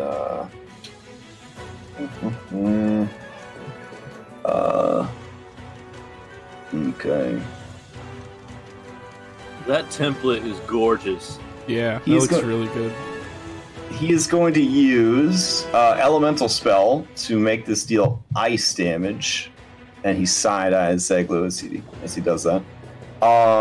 And then he's also going to use 3 sorcery points to make it a heightened spell. So this thing will have disadvantage to its saving throw. Apparently that's what heightened spell does. I don't know. I don't play sorcerers. So, all right. So That's a one spicy fireball. That's ice awesome. ball. Ice ball, yeah. Ice ball. Yeah. It's a spicy ice ball. All right. Let's see what happens. Aw. Well, it's double. If it fails, it'll be doubled. So let's see. It's got disadvantage on the save. 17 still makes it. So it ends up only being 19 points of damage because it's halved and then doubled. Well, it gets halved to 10 and then doubled back to 20. So it takes 20 points of damage. Aw. Sorry, guys. Thought it'd be a little bit beefier than that. All right. He kind of shrugs and steps back some more. Stick was slow. All right. That brings us to Indigo Hydra. Indigo Hydra is down. It is slowed. It is grappled. It can only make one attack. It's starting its turn in Spiritual Guardians. It's just having a really bad time. So let's get all these things sorted out. Here's the Wisdom save. Alright, it saved, so half. Okay. And then its attack is going to be at disadvantage. It is going to try and attack the crab. Just the crab chopped off 2 of its heads and has it, you know, as far as it knows, pinned. Here we go. 17 does hit, so you take 10 points of damage, Crabbo. And this is really bad, though, because it did live through the round. So, God, it lost a lot of heads since its last turn. Like a lot of heads. So here they all come back. I believe it lost, correct me if I'm wrong here, 5 heads since its last turn? That, I think. Yeah, so here's 10 heads show up. And it's taken 5 fire damage unless it saves. All right. Yeah. All right, the whole thing just sort of like under your, like in your claws, you just feel the whole thing kind of pulsating and like shaking, and then you just see head start erupting. Its whole body just like a tumor at this point of like undulating flesh. So as a crab, I'm like, so this is giant pup. Yeah. And it is still prone, and it is still double grappled by you. Keep in mind, since it's double grappled by your claws, when you claw attack again, you will release the grapple to make the new attack. So if you want to be sure you're keeping the grapple, don't attack. But honestly, it's prone. I would just keep attacking. Yeah, man, Fair. just keep attacking. Yeah. Fair You enough. only need to score but- one hit. I am clacking away. As it gets these heads back, it is no longer bloodied. That takes us to Bubbles. Okay, so it's pinned to the ground, so my Eldritch Blast would be a disadvantage. I was originally thinking I was gonna run up and try to hit it, but then it fucking sprouted 10 heads, so I'd rather take the chances of throwing that one on the Eldritch Blast. So All right, go for it. I would do that. 2 shots, 2 shots. Yeah. Oh wait, Thorn Whip. Yeah, you do have Thorn Whip. Yeah. Oh, fuck. Damn it, it's too late now. All right. Oof. Yeah, both of those go wide as the creature just flops around, heads flailing everywhere. Anything else from Bubbles? I'm gonna use a bonus action to heal. Okay. Oh, thanks. No problem. Let's see what kind of fumble she gets this time. Here we go.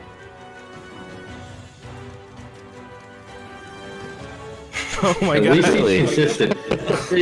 Are you sure the dagger's not just broken or something? No, because it was Well, it was the first two times. So the first Yeah. 2 times it was each rapier. All right, so both of those hit, but the third one does not. What kind of spiciness is happening on this one? Her shoes are untied. Every time you move until the end of combat, there's a 50% chance that your shoe falls off. Rat. She chuckles in wear rat. She doesn't wear no fucking shoes. Yet another fumble that has no effect on I her. chuckled along with her because I also. Oh my god. All right, so it takes 12 and 13, so that is enough to chop off another head. Honestly, who does wear shoes in our group? Well, Anna-Laura? I do. And yeah, Anna learn probably Django. I gotta have good shoes for climbing. Oh, okay. Don't you have cat claws though? You have like digitigrade feet, right? Well, yeah, I have to get custom-made shoes. Lift, you are up. Kaiju battle, you are wrestling this thing to the ground, but it is making a mad resurgence. Yeah, I've got the ultimate weapon. I figured that clickety clack, clackety click. It's all Yeah. like super close trademark. I've Sure, got a sure. new one. Uh-oh. Snippety snap. Snippety snap. That's way better than the whatever that other crap says. 19. Yeah, that hits and reestablishes the grapple. Oh, Ooh, that one does Wow. not hit, and so now it's only grappled one time. but It's still enough to keep it pinned, though. that's right. And the flame smear, bam, All right. for 2d6, Okay. and it's a full hit. Yeah, All right, it's bloodied again. snappity snip, and the I would be so mad if I was Claxus. Django, My you're stuff's up. getting stolen in front of my eyes. It's like the guy that invented Coca-Cola the first time he heard about Pepsi. Like, what the hell is this shit? Okay. Django, top of the round. Round All right. 8 here. Being All right. distracted. Whew. All right, I'll go ahead, take a shot with my pistol at the Indigo Hydra. Okay. Blammo. Most assuredly a hit, even with disadvantage, which I don't even know. It's got board game mechanics, I don't know. But yeah, it's a hit. Give me that sneak attack damage. Attack. Spicy sneak attack. All right. Oh yeah. And you want to use bonus action for another shot, or Yep. Second Okay. shot. Bonus action. another amazing shot? All right. All right. 15. Whew. All right. Yeah, you Bam, blow. bam. Yeah, you blow apart a head. All right. That'll do. Okay. And as these heads die, they just explode in like green, like bursts of like slimy, poisonous acid. Calaximus, All you're right. up. Bringing down at advantage. Oh, very nice. All right. All so right, that's some beef damage. Let's What's see that? what happens. What happens? Slashy damage. Yep. Slashy damage. Oh my. Quadruple damage, and All right. that one head is blinded, probably for the rest of its life. All right. There was another 6 on top of that that crit hit from Radiant. All right, another 6 on top. So 6 plus 4 is 10, is 13, plus 8 is 21. Well, plus your 9 is- die for that gets it gets doubled though, right? So it should be 8. I don't know math. I just let Barrett do it. Okay. No. Did you roll double dice for your For Divine your Fury. radiant? Divine Fury. Yeah. I rolled it once. I can roll it again. Yeah. Roll it again. Here's the other thing. In addition to it being blinded, you got quadruple damage on that crit. Yeah. So, So that was you another kind of 8. have to do it all over again. Oh. I need you to roll 2d4, 2d12, and I believe 2d6. Okay, so roll 2d4. Roll 2d6. Roll. Uh-huh. Why? Oh, wow. I No, rolled- that's D26. Wow, it's a great roll. Sorry. 2d12, no worries. And then roll 2. All right, give me that 2d12. See, it was nice. That's a great roll. And then you hit it again for 13 damage. Yep, 13 magical How does points. it die, Claximus? Oh, you know, like I'm chopping heads left and right. I'm spinning it. I'm like, it's like, you know, I start spinning the axe like it's a helicopter, like blade, and I'm just like as they just get like sent all around the room. I even let one hit. Django, give me an acrobatics check as one of the heads flies at you. All right. Let's see if I can dodge this One definitely hits the crab in front of him, and I just Oh, say no nice. snippity snip. Snap. I just sort of like duck down, like whoop. Oh yeah, Matrix style. It just kind of over your head. Suffice to say, the crowd loses their absolute fucking minds by the sheer ferocity of that helicopter anchor weed whacker maneuver. And on top of all that, you blinded one of those heads. So didn't that's even what the see it card coming. says. I want to know who gets hit for quadruple damage and is still worried about being blind afterwards for 12 rounds. Oh wow! Okay. All right, Yeah. so I'll use the rest of my movement to come help Connie. No, not Connie. What's her name? Barnacle. Well, I think her name is Connie, but her nickname's Barnacle. Okay, So. Barnacle. So I'll move Alright. there to help Barnacle out. Okay, she nods at you and she looks super impressed. I give her a wink. All right, Zaglu, holy shit, that was a turnaround. Wow. Yeah. Okay, so spiritual weapon. This is its 10th round. Does it go at the beginning or does it go at the end? It'll disappear at the end of the round. Yeah, end of the round. Okay. Not that it matters because it can't get far enough. Gotcha.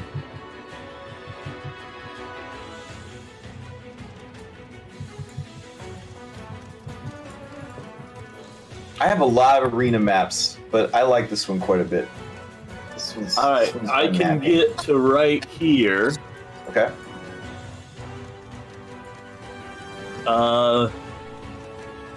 And then I will use my other channel divinity to do the same thing on the breathy boy over there. Okay. And then bonus action, I will summon. No, I won't. Okay.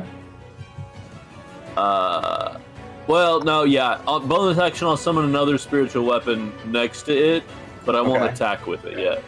Oh, right. Yeah, because timing. Gotcha. Okay. All right. It is Blaze Hydra's turn. Let's see. Blaze Hydra, if it moves, it will provoke. So it will just... yeah, okay. That's fine. It's got 10-foot long neck. It will breathe fire, I guess, on itself and the two of you. Yeah, that makes sense. All right, so you and Barnacle need to make your dex saves. Blacksmith, yes, you can see it coming. Yes, you have Barbarian advantage. You missed by 1. Okay. Hold on. Okay, you got something for this? Does Bardic Inspiration affect saves? I don't remember. Anything. Okay, then right? I'll pass then with Bardic Inspiration.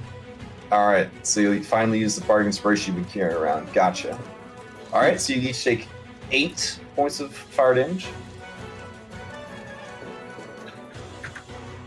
And let's see, it is going to... How many heads does it have? 6? 6 left? Okay, so 6 attacks. It's been fighting her the whole time, but a big tasty crab showed up. I don't know which tastes better, crabs or rats.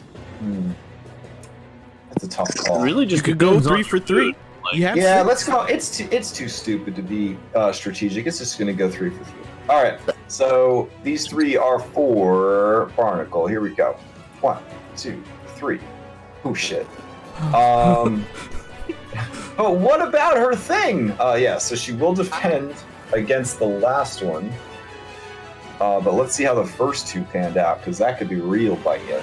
Probably not though. It doesn't have a lot of damage dice. Let's see. Zeglu's close, right? Yeah, I'll be able to, like, she won't... I don't think I'm within 30 feet, though, let me... Well, let me check, yeah, let me know before I... Oh, she's 35. Okay. No, can't do it. Alright, let's see, bite attack is piercing and fire. So... She has to make a wisdom saving throw. Oof, okay. And then... let's see... It does quadruple damage, because it bit her right in the stomach. Ouch. Alright, so that's an extra... quadruple damage? Shit. So that's 2d10 and 2d4.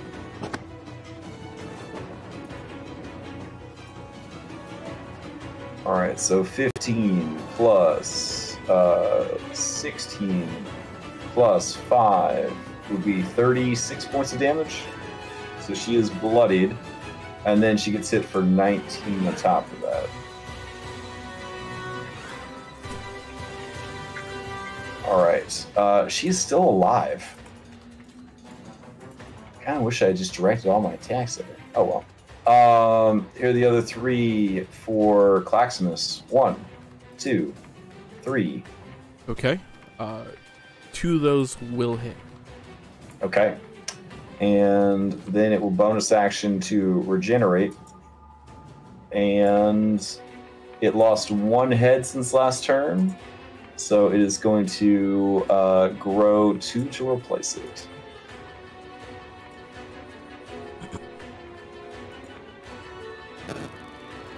Alright. Oof. Yeah, if you didn't know any better, you would say this thing is almost as healthy as when the fight first started, with extra heads. Laura, you're up. Okay, I'm gonna move a little closer. I'm going to try and cast Fairy Fire, Okay, and I should be able to target just it. for sure. It fails. All right. What color is your All fairy attacks. fire? It is purple. Okay. Or violets, yeah. Okay, so Levy is going to do this at advantage. So, 2 force damage. Ooh, that does Nice. use up Zeglu's damage booster. So it does 4 Oh damage boy! Oh, total. Yeah. Yeah. I didn't realize he used that. All right. Anything else from Monalora? No. As a former level 20 grave cleric, you have my condolences. Great job, Levy. All right. Good job, Levy. Philsar was like, snake thing. Philsar was like, that's cool. I wasn't gonna cast a level 2 chromatic orb or anything. So let's go move over and here. Let's see. Everything's at advantage now. He's out of 3rd level spell slots. I guess there's some kind of sorcerer thing where you can get back spell slots. Can you do that in the middle of a fight? Is that a thing? Yup. Yeah. Yep. Can you get how many points is it to get back shit? I don't know. He's got an NPC I'll sheet. look so- it up real quick. I don't think he's gonna be able to get a 3rd level spell slot. How back, many so- sorcery slot points does he still have? He has 2 points. He only has 2 points left. Okay, yeah, he can't do it then. Okay. Then he's going to cast Chromatic Orb at the 2nd level. Holy shit! This guy's amazing. If only that had been doubled. I know. Imagine if Levy hadn't done that. Oh my god. Well, I'm sure it's not going to be super horrible that we missed out. Let's see what the critical hit card was. Oh look, it's quintuple damage. I'm sorry. Onslaught maximum damage. No. Look at that shit. Oh man, still good Oh, I damage. just stare at Levy. Oh No, man. don't blame. You should have said something before He did. attacked. I didn't know he used it. I wasn't Alright. paying attention. It's fine. Are you still dying from Canadian flu? Do you want to use that I one? am coughing, yeah. Okay. Let's see. Maximum damage on... What the hell is this? 8d8? So 8 times 8, that's Oh my god. 64. So that would have been 138 points of damage? Something like that. If it was... It's fine. We got this. We already killed 2 of 128? them. Oh my god. We already killed 2 of them. Yeah, so it takes 64 points of cold damage. This is the toughest one. It is. Alright, as this one takes cold damage, it stops regenerating. Nice. Okay, that's good. Had to 'Cause get I the deal right cold one damage. eventually. Yeah, each of them had one particular element that would prevent their regeneration effect, but none of them had fire as the element. Alright. Indigo's dead. Bubbles, you're up. Alright. I'm gonna go around. And I'm gonna shoot it. Oh, and that would have With, actually frozen off 2 of its heads, too. I'm going to shoot it with Eldritch Blast. Nice. That's a hit. Nice. Also a hit. But you didn't use your bonus action to transfer your hex. Oh, god damn it. I totally forgot I put it on this one. I Can't- thought I had them. Can't play a bard, can't play a warlock. God damn it. Can be the best captain we have. Aw. The only one. I'm The gonna only captain we transfer my... The only one willing to do it because everybody else dies. I'm putting hex on it now. Man. I'm gonna respect the monk. Make life easy. Don't. Monk has a lot to do also. Just be a fighter. Champion fighter. That's your best bet. Alright. Anything else? I'm moving back behind cover because fuck this. Alright. Smart. Turtle Hydra. He regenerates. He's back. There are attendants out tending to the Hydra, but like the Hydra is out of the fight. I mean, these are very expensive monsters. They really, they don't want them to die forever. But yeah, it's out of the fight. Barnacle looks at Claximus, and she says, "Would you judge me poorly if I maybe got the hell out of here?" Nah, you did good. You did good. You took on it by itself for forever. Yeah. She is going to take a disengage because she doesn't want to take 7 opportunity attacks. And then she's going to move her full speed back to here because she is extremely damaged. One hit would kill her. Lift, you're up. Snappity snip, stippity snap, snap, snap. All I can do is move my 20 feet. I don't care about anybody. You know who appreciates that? This woman right here, who I was going to charge with the Hydra when its turn came up. I think I'm right here. I just ran over people and shit. Oh, yeah. I'm happy. Just but guess what? I got 10 feet of reach. Oh, there you go. So we're going to start snapping. Snappity, snippity, snipping it. Snap, snap. I hate this so much. Note to self, put in order for Snippity Snap shirts. Alright, better. Crit. Nice crit. Clax has been working on branding for over those a year. But, both those hit nice, yeah. Alright, so those are huge. Let's see what happens. Those, yeah, alright, let's see. Slashy slash. You get it right in its nose. Maximum damage. And you get to roll the damage dice again. So holy shit, you did 60 points of damage plus, plus you have a d4 to each of them. So that would be 68 plus your strength modifier, so that would be 72 on that crit. And you get to add another 3d10. So you roll another 3d10 for me. I don't even know how to do this. This is so much going on. Snap, snap. Snippity, something. Bam. So you just hit one time for 87 points of damage. Nice damage, man. Nice the first one hits for 18. When you add those together, you get a very big number. The craziest thing about this is because every time that regenerates a head, it gets back health. I think at 80. I got a calculator here. It is still alive. Is it bloodied? But you did chop off 4 of its heads and double grapple. It's super bloodied. Okay, yes. Thank God. Thank God.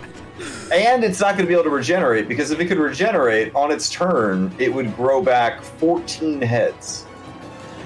That would be amazing. I think the fireball is going to even damage it. Should I even bother? Yeah. No, it won't. It might heal it, but hey, after that, It breathes fire. It breathes fire on itself, dude. It's immune to fire. Yeah. It's okay. So that'll be the end of my turn. I'll move this up here somewhere for fun. Okay. If anybody wants to be a hero and feel like they killed a Hydra, this is your chance. It is literally running on fumes. You can kill Steel, Snippity Snapper, right now if you have what it takes. Don't do it. Stop baiting the new guy. I call it. I'm next up. All right, go for it. All right. Ooh. Pistol. Whew. Ah! They have an advantage though because of It's fine. fire. Yeah. But I'm calling. You gave me at the beginning. I don't get the foul. The foul on my pistol. Advantage because of You have fairy fire. advantage. Doesn't matter. Yeah, but he's Oh, 60 feet okay, away, good. so it cancels out. Oh, so Oh, that's yeah, okay. So all right, it doesn't foul, but we still have to roll a. We still have to see what the card says. All right. The difference between fouling and the joy that comes from these cards. Let's see. Shooty shoot. Reroll the attack against the closest creature to the target other than yourself. All right, so roll an attack against Claximus. And then add that sneak attack damage. Doesn't hit Claxmus. So. Okay. All right. Take your second. If you're doing an offhand shot, take your offhand shot. You can do it. You can do it. About to be big. Come on.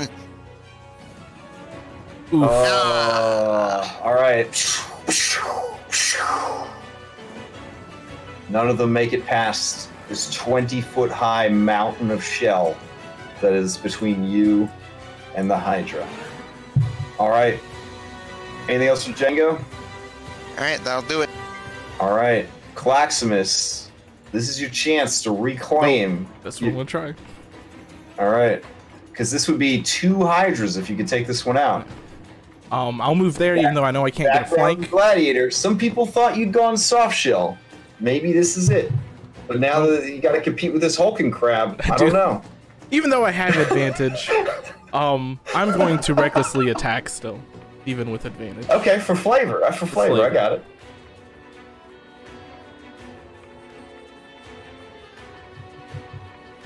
All right, both of those hit. All right, and then the first attack will have an extra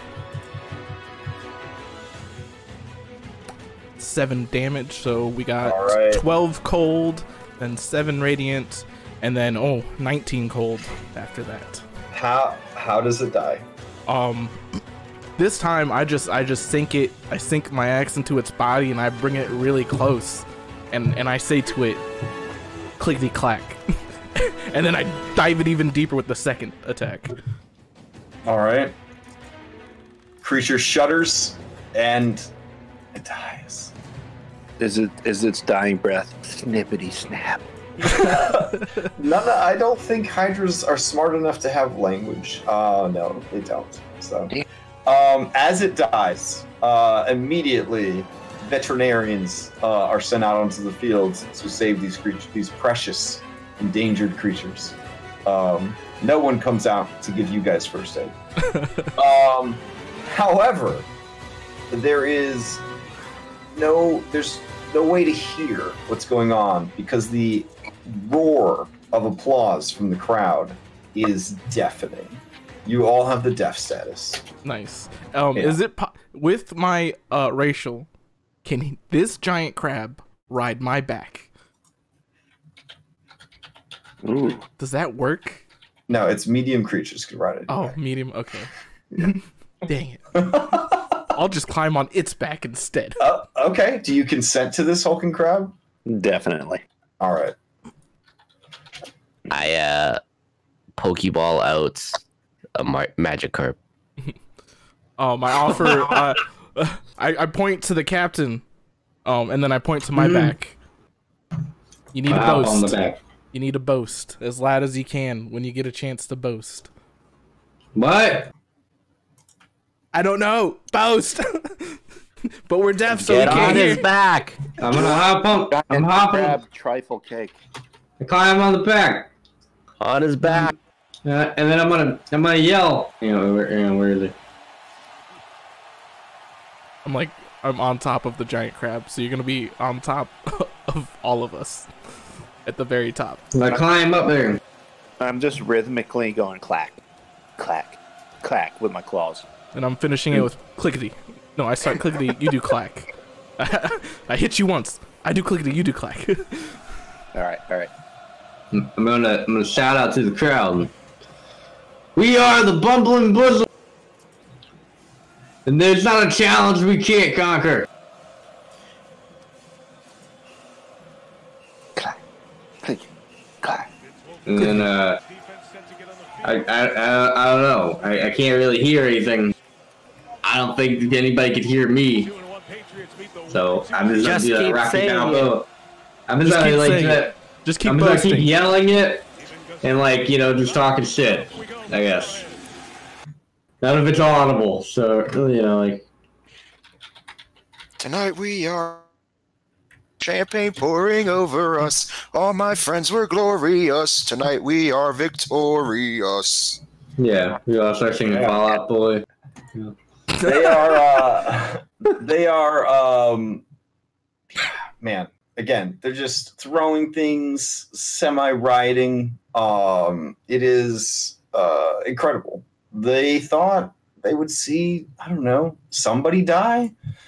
the fact that no one did, you look over and you see the two ladies, the two sisters who run little Apara, and they're both like on their feet, applauding, and kind of when they catch your eye, they both sort of nod at you in turn, as you just. I give him that Donkey Kong thumbs up. So as people are throwing things into the ring, Zeglu is just walking around in a circle, picking up anything valuable. Fair enough. I sort of take my hat off and bow to the ladies. Okay. They acknowledge your bow. Are any Hydra heads left to eat? Generally, the turtle ones stick around. The other two would just sort of like either burn up or explode when they disconnected from the body. But the turtle ones are there, yeah. Yeah, I'll go eat whatever's left. Okay. Well, in the aftermath of this battle, they give you time to sort of take in the adoration of the crowd, to give the crowd a chance to kind of, burn it all out, essentially. Eventually, when things die down enough to be heard, the two sisters kind of direct attention to themselves through a combination of prestidigitation and thaumaturgy, and with eyes and attention drawn their way, they say, it's been a very long time since we've had anyone attempt the triple Hydra, let alone perform at the level that we saw today. And then they let the words kind of wash over the crowd, and there's like crazed cheering and whatnot. I think that this win deserves something exceptional. You're pirates, aren't you? She asks the sorcery summoner type lady. And yeah. Give it a Donkey Kong thumbs up. Okay. I don't know what she's saying. All right. I lesser restoration the captain so that he can hear again. Oh, well done. Good use of spells. So she says, you're pirates, are you not? And she says, the way she says pirates, it elicits, of course, a chuckle from the crowd, because, like, Nadoy, we're all pirates, that kind of thing. Mm-hmm. Yeah, we're pirates. Mm. Are you in possession of a captain's chest? And there's a hush goes over the crowd. Ooh. Do we have a captain's chest? I don't know, do we? We do sort not of have look at everybody. No, we don't. We do not. This reminds me of a game of. All right. She looks over at her sister and smiles. The crowd is silent. The sister smiles and nods. This sister says, well, you do now. Congratulations. And everyone just loses their minds. So apparently whatever a captain's chest is pretty flippin' good. Oh, so it's not just that the piratey sister rips her shirt off? No. Captain. Oh, that would have been good. I like that. It's a good try. I mean, that's a fantastic pun. Take the inspiration, obviously. Hey! But still, that's not. At least we didn't suffer psychic damage from your joke. That's what matters.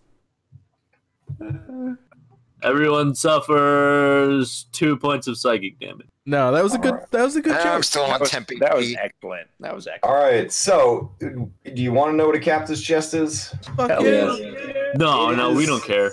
Oh, okay, never mind. Don't listen to Zeglu. Let's just move on. No one listens to Zeglu. Tell me. All right. So a captain's chest is essentially a holdout from an earlier edition of Dungeons and Dragons. It is a super bag of holding. It's the size of a treasure chest, but it can essentially hold an ass load of stuff, like thousands of pounds of stuff. I'm looking for the specific wording on it so I could let you know. Let's see. How long can a creature survive inside of a captain's chest? Probably quite a while. Yeah. I move in. Wow. Does it hold both male and female ass? What? Ass loads. What? Oh, I got you. Yeah. This, Everybody takes psychic damage from that. Not as 2 good points as of psychic damage. Not as good as Captain's Chest. Not as good as I'll be honest. So, let's see. I'm trying to find the Captain's Chest. While you're looking this up, I move Yeah. over to Barnacle. I'm like, Mhm. you did well today. And I cast Cure Wounds at Fair 3rd enough. level. Nice. I just sort of look over everyone and I say, like, well, I don't know about y'all, but I think this victory calls for a little bit of the bubbly. R. Aye. But first, we need a speech from the captain. Like, this is the prime opportunity for infamy, Captain. Prime opportunity. Yeah, sure. Go on. Yeah, thank the ladies and then talk about how great we are. Exactly. That's what real pirates do. Are they countess or like what's their title? I don't really understand what their title. They dupes. Magnificent. It Yeah, would be Duchess, Captain. They're women. Duchess. I like to thank the Duchesses for not only our amazing prize, but a worthy challenge for our crew. We've been out at sea for quite a while now, and we fought quite a lot of different things. Right. Two dragons, a tentacle monster, there's other stuff, but it's not just this probably takes a cake for most entertaining. So, I hope you all enjoyed the show. If you want to find us in town, I'm sure we're going to be dropping some hot plunder to celebrate. There's a lot of cheering when you say that. Yeah. All right. I don't really know what else to say, but Clickety clack. clickety clack, yeah. Woo! Fernando. Not Fernando. Hey.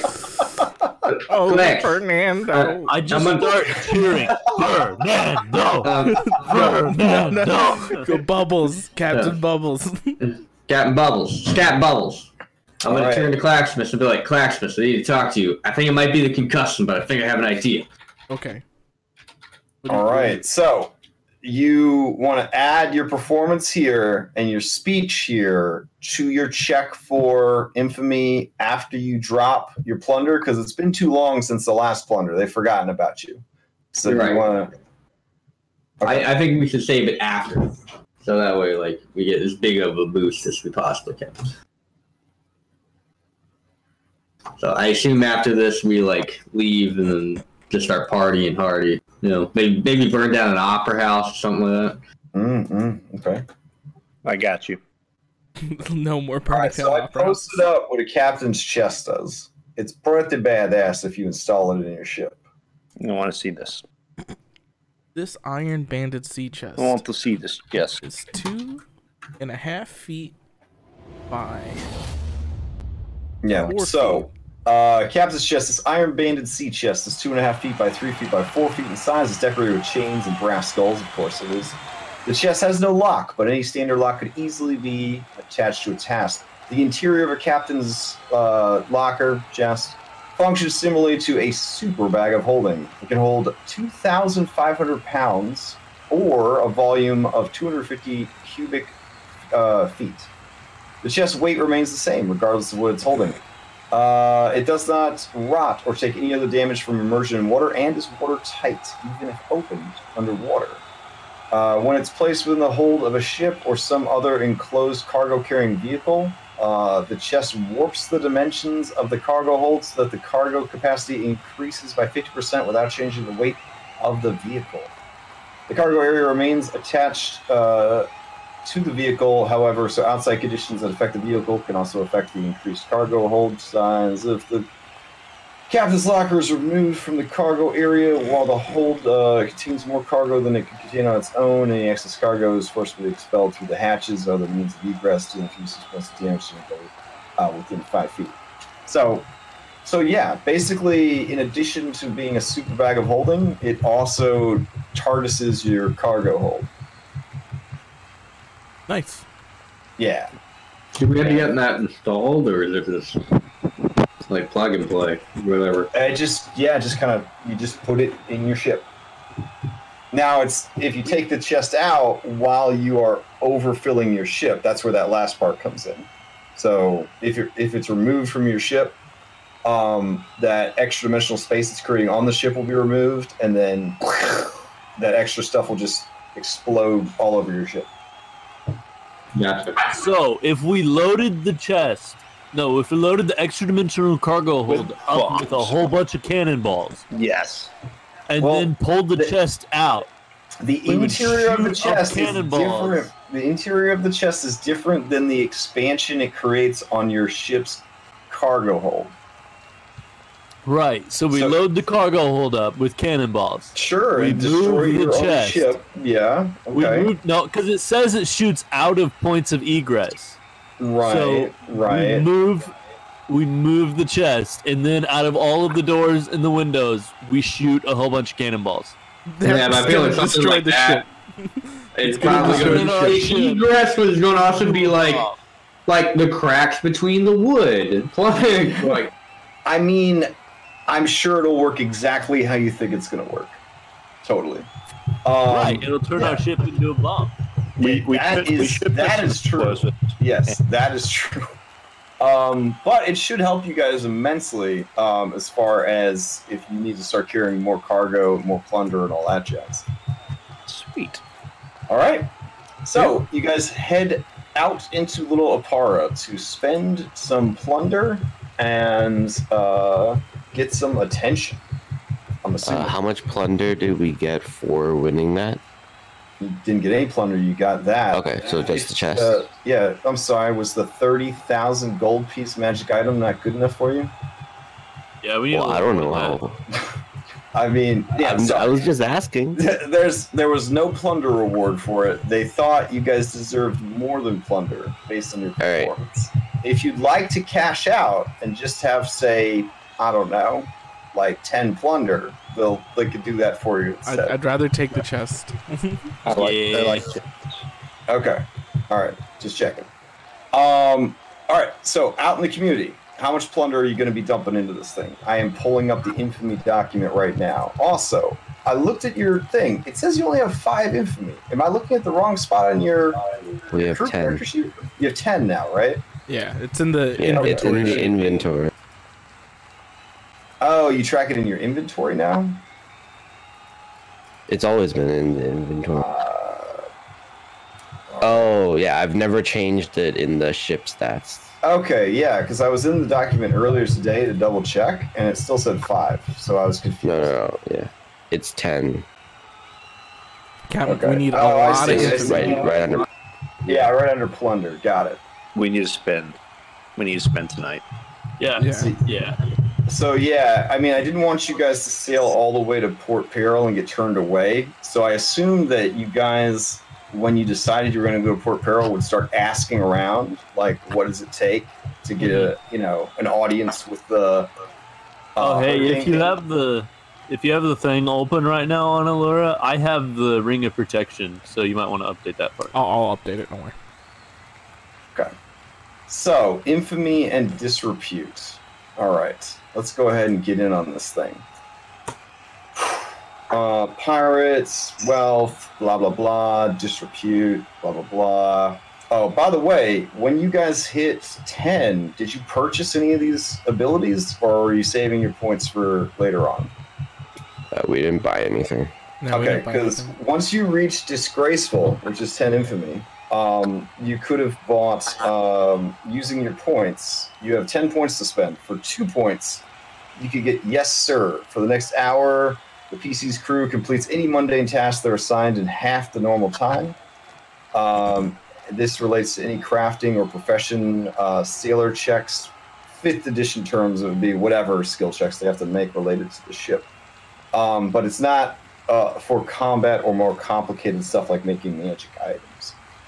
If you spend 5 points, you can get Captain's Orders. As a standard action, a PC on board their ship can cast Fog Cloud, Heroism, Make Whole, Quench, or Whispering Wind with a caster level equal to their character level. That's kind of hype. Damn. Wow. Yeah, but we're not rolling in infamy. At I all. know, like, and once you, well, you don't lose like the rank that you're at. Oh, like, okay. You essentially They're like have sub earned, points. yeah, you have earned like 10. They're like unlocks then.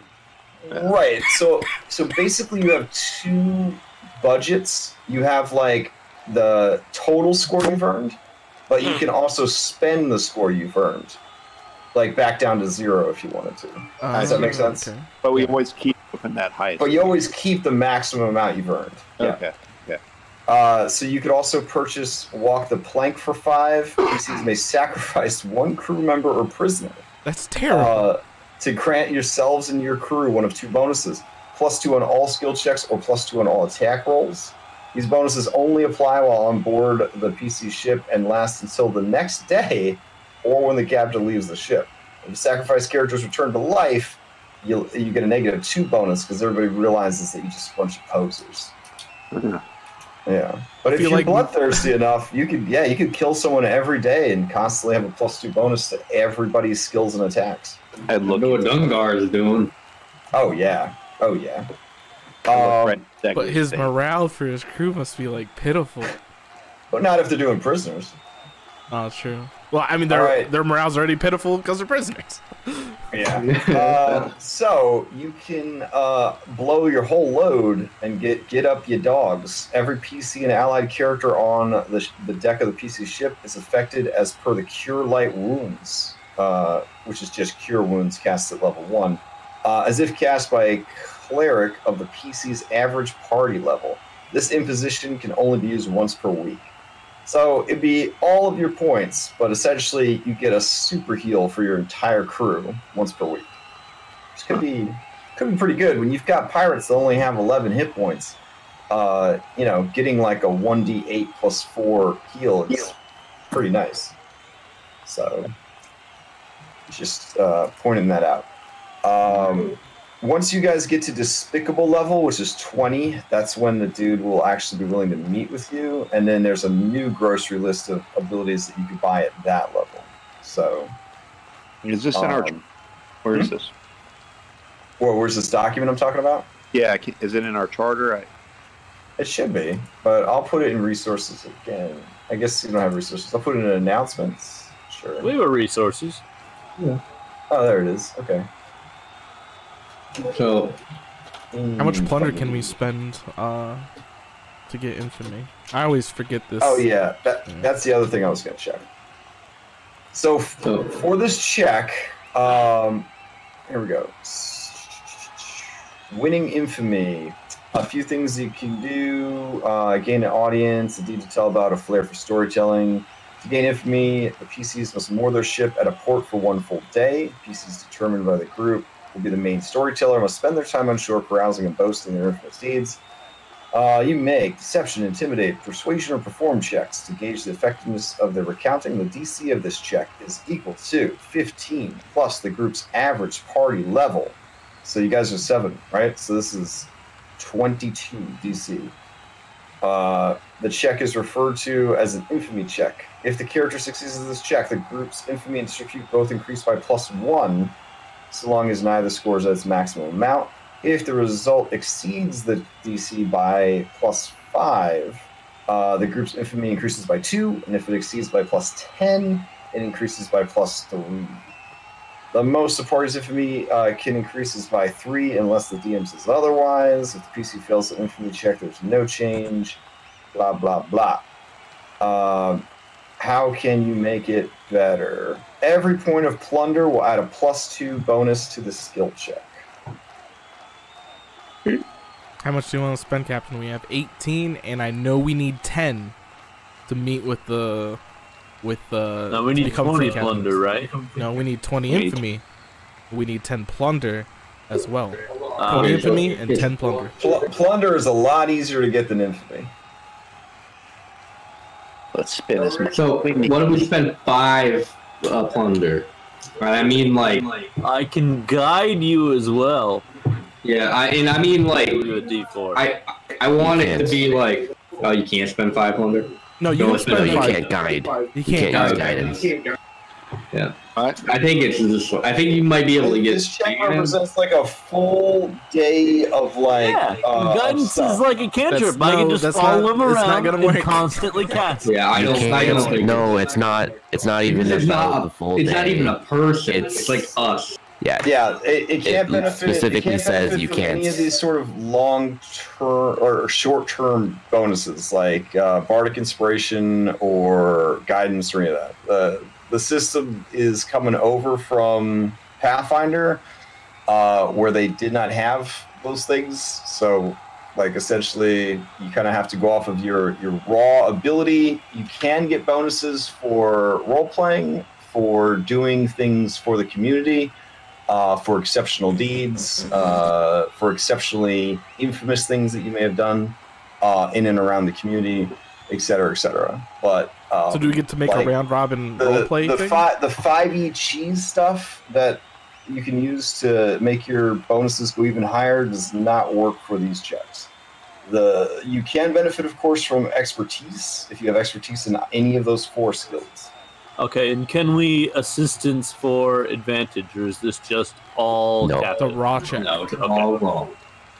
So, I say we spend 5 plunder, and I mean we have like we party the whole fucking city, like the whole city party. We start Mardi Gras. Yeah, Let's paint this fucking town red. Yeah. Okay.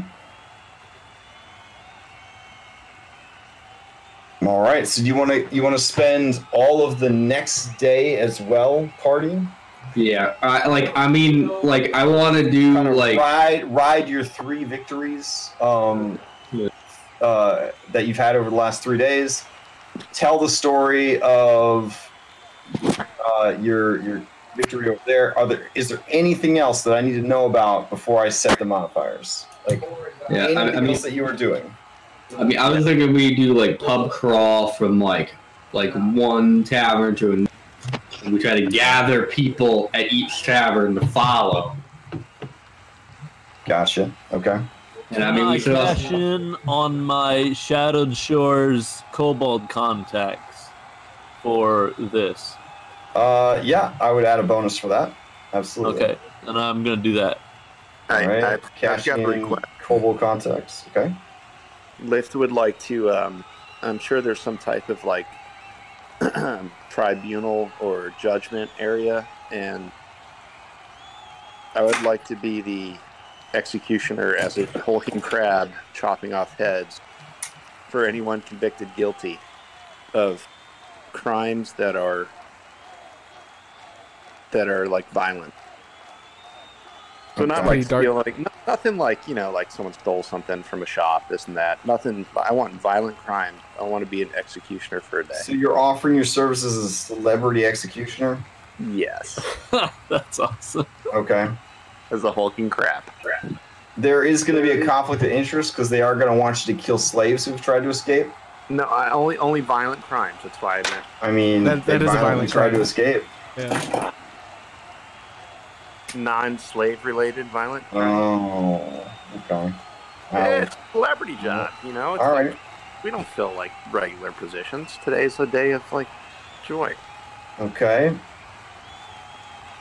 Well, the 5 plunder is a +10 bonus. And then cashing in the kobold favor is going to be. I'm also going to I'm gonna find Dildarius and the rest of the opera troupe. And I will hire them for that evening to play just on a makeshift stage. Oh, sure. Okay. The play that I told him to make about I guess Claxmus. And I guess maybe he'll add in the triple Hydra fight in there too. Okay. And also hire the choir. He's written in a new character, Super Claximus's sidekick, the Snippety Snap Lad. Snippety Snap Lad. I'm gonna cash in on something too. Okay. Using by popular demand, just like Commander Shepard would.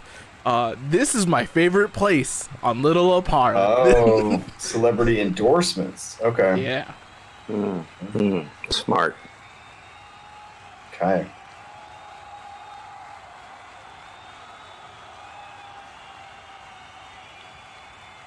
Yeah, mine's the addendum. They should understand that. No slavery related crimes. That's where we came from.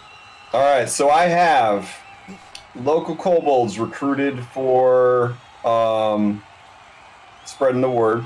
I've got 5 plunder for basically Super Mardi Gras.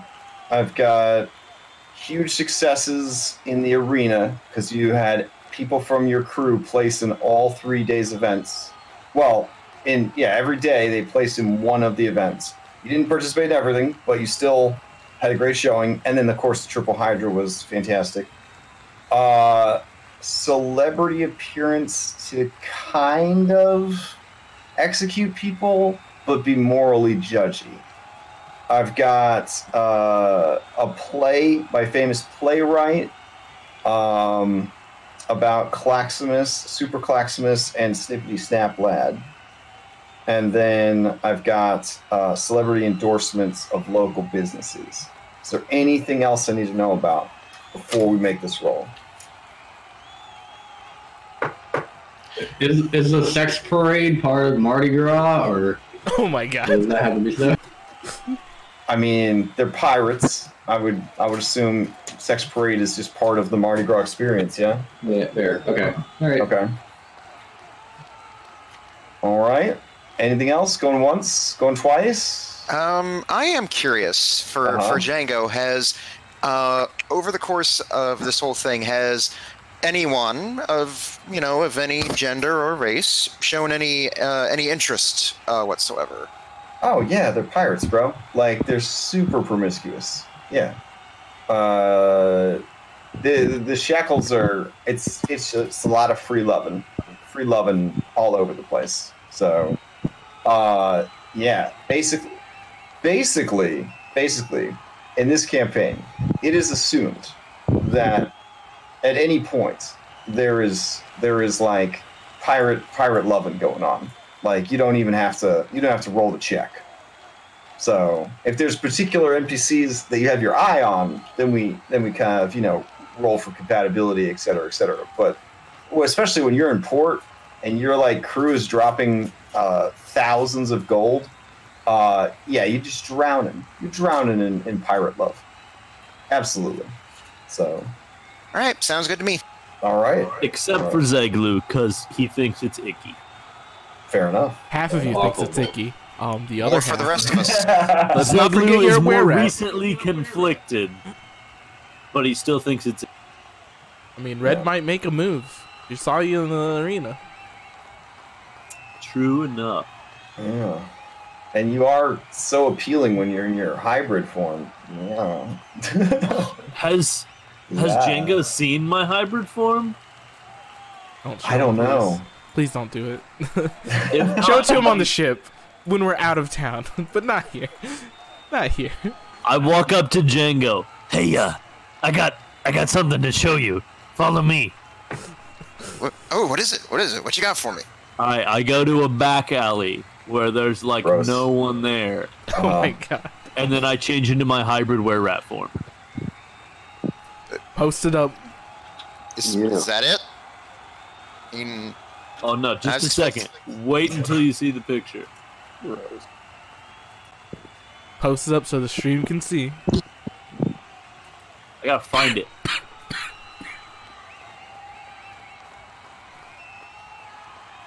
Fuck, I'm dying. Can't stop coughing. It's you just scroll up for it, yeah. All right, how do I post this in? Just do it in the Discord chat.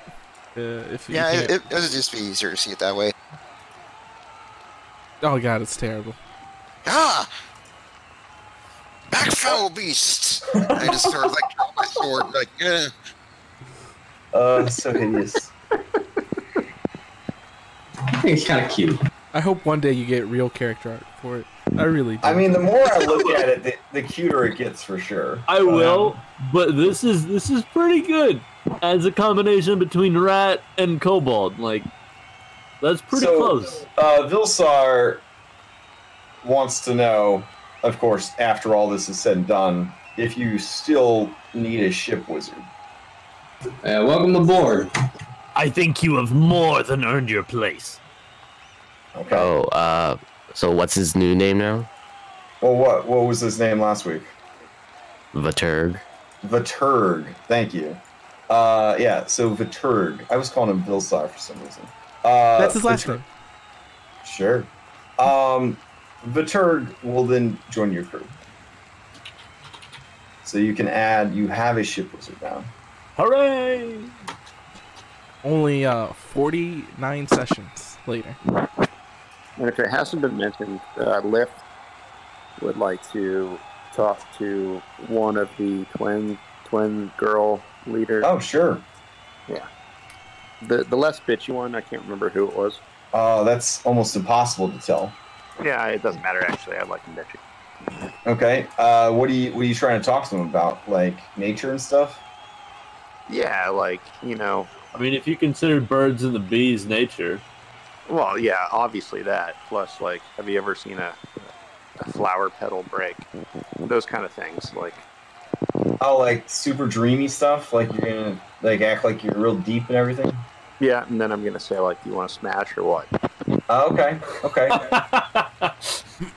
Given that you have created a huge influx of wealth into the community, proven yourselves as champions in the arena, etc., but given the fact that these are proper nobility and they've got high standards, you're just gonna have to let RNGesus decide how it turns out for you. Persuasion or deception. Ooh, I suck at both.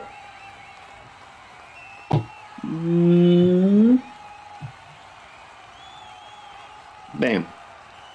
Oh. Nice. Nice. Yeah.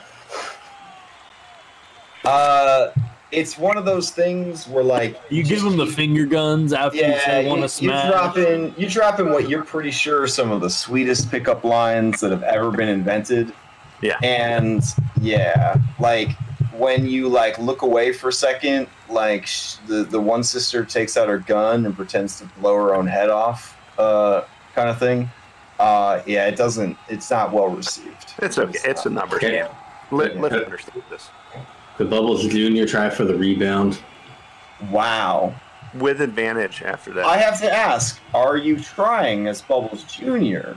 Or are you admitting to everyone that you really are Fernando trying to reinvent himself as an adventurer / pirate captain named Bubbles Jr.? Now, that will have a huge impact on what happens here. Do it, Fernando.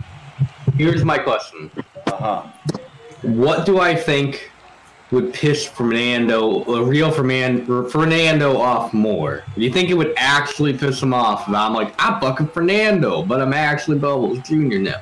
I'm rebranding. I mean, would that make him mad? Pretty peeved last time. Yeah, he doesn't like you. He doesn't like you assuming his identity. That's a no-brainer. You don't even have to roll an insight check for that. Fucking great. All right, yeah, I'm Fernando as fuck. Okay, then look at me. I'm Fernando. This is gonna be deception then. Oh fuck! All right, yeah. But you will have advantage because you are a famous actor and opera singer. 15. All right, 15 is not enough to woo both sisters, but it certainly gets the attention of one of the sisters. The pirate one. Oh damn! All right. Yeah. I'm not complaining. All right. There is one caveat. Her summon creature is always there. It's fine. Okay. What is her summoned creature? God, it was described as a winged serpentine monstrosity.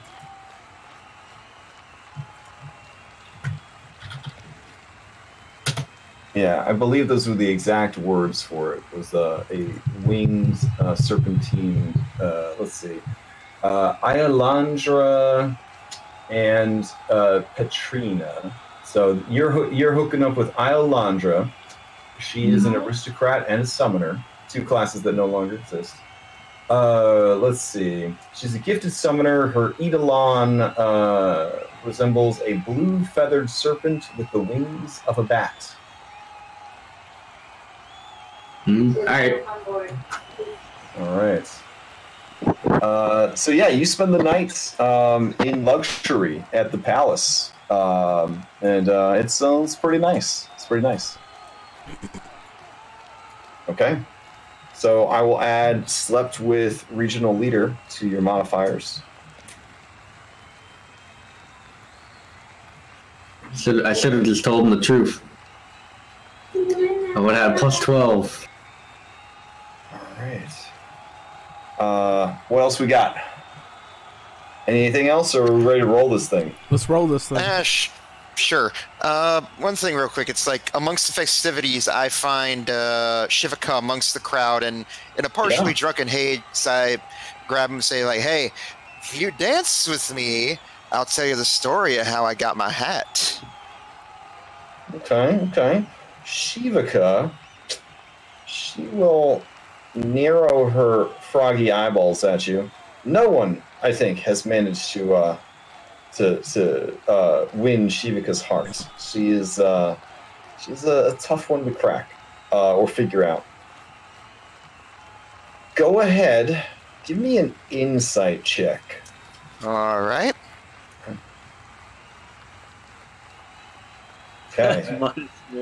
You realize that you could crack the code on this, but Shivaka is a dangerous lady. She's a dangerous lady frog. Not only is her skin secrete a poisonous mucus, aka you could die from this experience. That's part of why she keeps people at bay, because any non-Kroken that tries to hook up with her could die from contact poison. Secondly, as a former slaver, she still carries a dark and evil streak with her. The things that would happen to you could also endanger your life. Are these things that you're willing to look directly into that void of darkness and continue forward? All right, sure. Fuck it. I believe in living dangerously. Let's do it. Wow. Okay. So, at your discretion, you can do with advantage because you're rolling off of this great insight check, and you're willing to take these risks. Persuasion or deception. All right. Since I got the higher bonus on it, I'll go with deception. Okay. All right, you brag about your natural resistance to poisons and how a genie once granted you immunity to all poisons, etc., etc. Shivaka narrows her eyes. She sticks out her long, froggy tongue, cleans each of her eyeballs sensuously, and yeah, she goes to town on you. I'm going to need you to make a Constitution saving throw. All right. Okay, you die. Oh my. Oh my. This is the second that one Constitution saving throw that results in, okay, you die. So that's what happened to me. That's been fun, guys. A scene that happens off camera that the rest of you hopefully don't see is a young, but not in spirit and mind, Sandara Quinn is enjoying this incredible celebration, and the door to the door to the tavern room that she's currently orgying her brains out in just ever so slightly creeps open. There's the sound of darts hitting people in the neck, and then people falling unconscious all around Sandara. She looks around, drawing guns and weapons and spells from God knows where. And from the shadowy ceiling, you hear, if you were there, I don't know if you were or not, it's totally up to you, but you hear a certain Krogan say in a nervous voice, Sandara, I sort of killed the new guy. He told me he was immune to all poison, so we tried mating, which is strictly forbidden by Krogan society because our internal poisons are even more deadly than our external poisons. But you can see how this isn't my fault because he totally told me he was immune to poison. And I totally failed my insight check on purpose because it's been a really long time. And he's got a sexy hat. Anyways, he's super fucking dead. I've got him in the room next door. He's like all like rigor mortis up, which was hot. But now that I'm done, I think I need him like back to life before the captain sees. I think we've maybe got like 7 or 8 seconds left before like Revivify's not gonna happen. Yeah, so Sandara kind of kicks open the door, ass naked, and Shivika throws diamonds at her. Again, I don't know where these women get the stuff that they need to do what they do. You are revived, but your body is completely paralyzed for many hours as you try to revive yourself from the poison that killed you. So, still suffering the rigor mortis of death and paralysis effect of the poison. The 2 women close the door, and they give you 4 levels of exhaustion. Well, that was a once-in-a-lifetime experience. All right. It doesn't have to be. You got a second chance. Go 2 for 2. No, I think once will be fine. Drink some antitoxin next time. It started so well. Look at the journey he took from the green 19 down to the red 2. Look at that fucking journey he took. All right. Well, there you go. You give me a hell of a story to tell later, if nothing else. Yeah. And when they came, hey guys, have I told you about the time I got sexed to death by a frog lady? Is that what happened? Is that what happened to Betty's White character on Golden Girls? She had sex with dude, he died. Oh yeah, that definitely happened on Golden Girls. Yeah. I think that happened every other week on Golden Girls, actually. Yeah. They kind of killed their way through Miami. So yeah. That's Jesus Christ. That's a one shot I haven't run yet. It's my Golden Girls one shot. I'm all about that. Yeah. Anyways, let's make this roll. All right, let's see that roll. I want to see it. All right. So what are my options for skills again? Can I use persuasion? Deception, persuasion. Hold on. I'll bring up the document again. Performance and intimidation, I think. Yep. There you go. I would like to use persuasion. All right. I have a basic +12 to it. Okay. So I'm gonna roll it, and then we can just add the modifiers that we got afterwards. All right. Let's see it. Oh yeah! Holy shit! Good job. Because of your success in the triple Hydra, I increased the maximum amount that you could earn to 5, which is the highest allowable amount in a single port. So you needed a 22. You got a 27. So right off the bat, you got 2 points of infamy, just like that. Then you had a +10 bonus from your plunder, so that is 4 points of infamy total. Then you had your kobold scouts going around.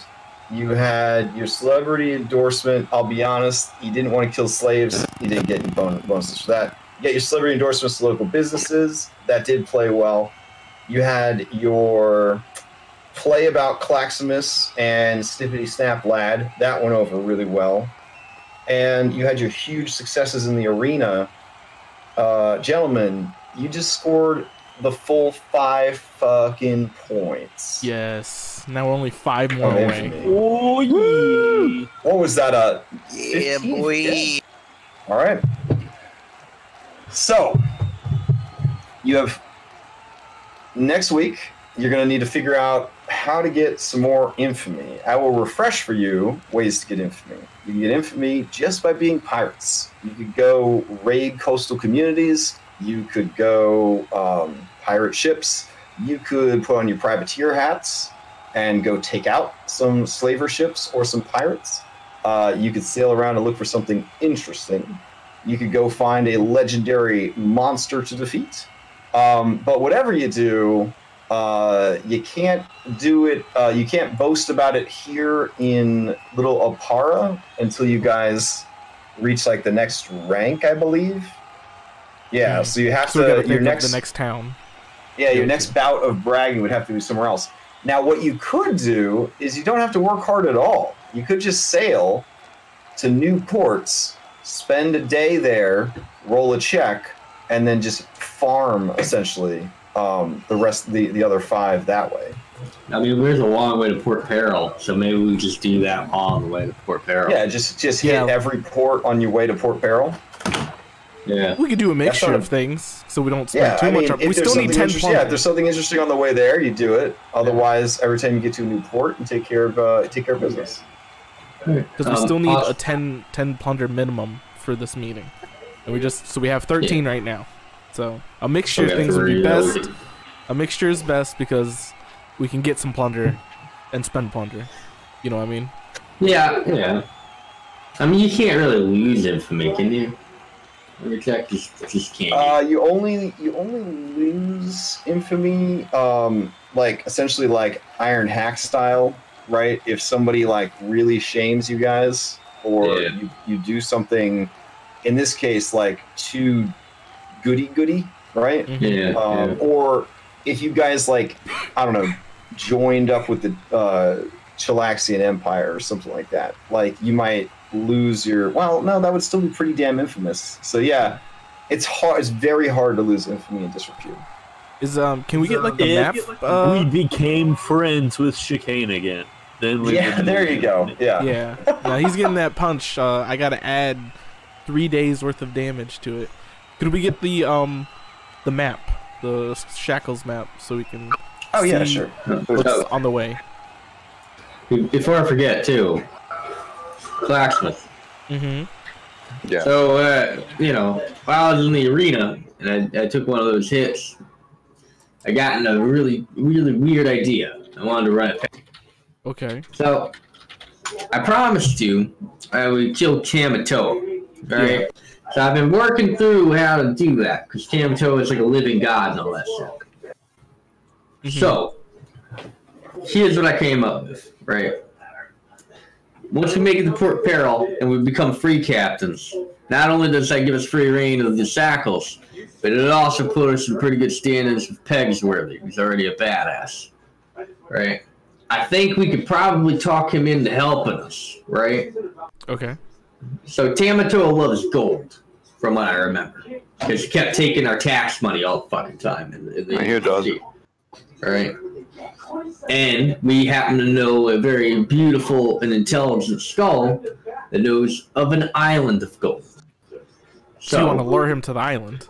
Lure Tamatoa to the island and fight Tamatoa on the island with pegs where we sell. That sounds pretty hype. Yeah.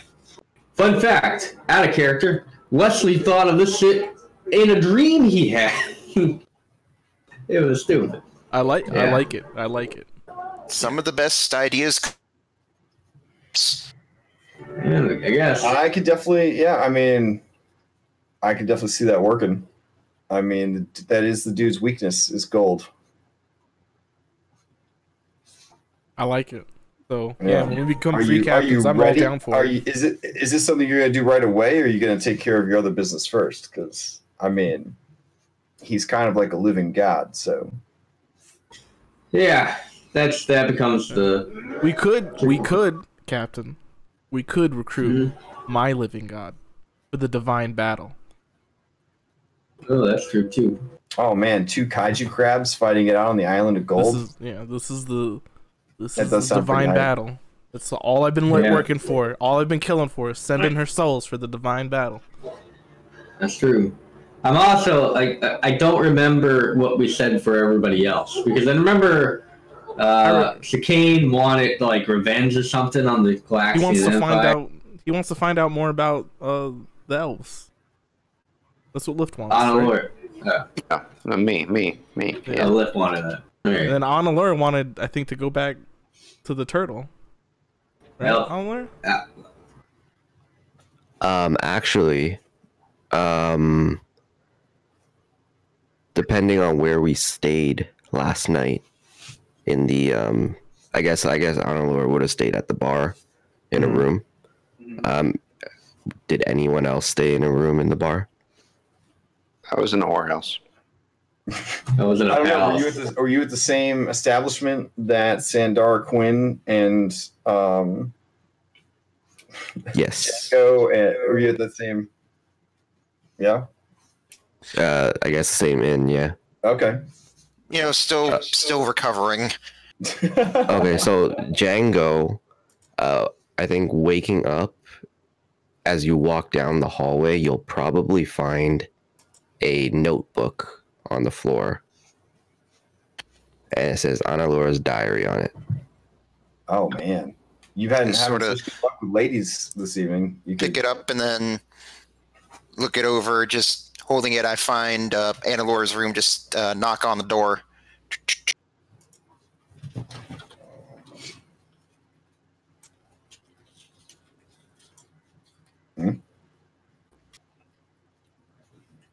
Oh, no one's in there.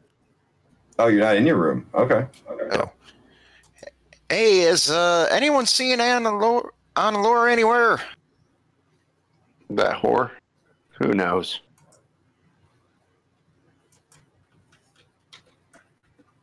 By this point, Zeglu has moved into the captain's chest, Okay. so he's not around. Yeah, I think he's probably got like 3 days of oxygen before you die. Well, I'm not gonna stay in there constantly for 3 days. Like, I'm gonna come out, so it'll be fine. I mean, I don't want to give you ideas, but it's big enough. Why don't you just bring some plants in there? Oh, hell yes. Like, create an atmosphere. I mean, 250 square feet, it's not huge, but it's pretty I mean, decent I'm size. already a small creature. Yeah, for a small And creature, I'm dragon and rat, so I like small that's like a little spaces. one. It's like a little one-room loft, right? 250 square feet for a small person. Yeah. I'm pretty sure that's like bigger than most New York apartments.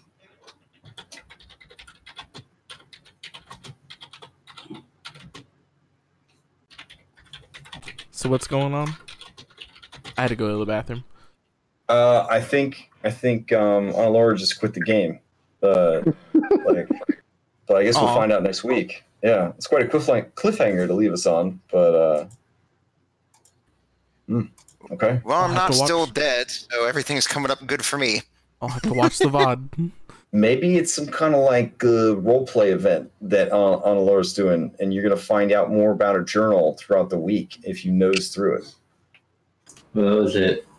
I mean, Laura, yeah, we had that journal. We know she's fucking. Because honestly, my mama taught me to be.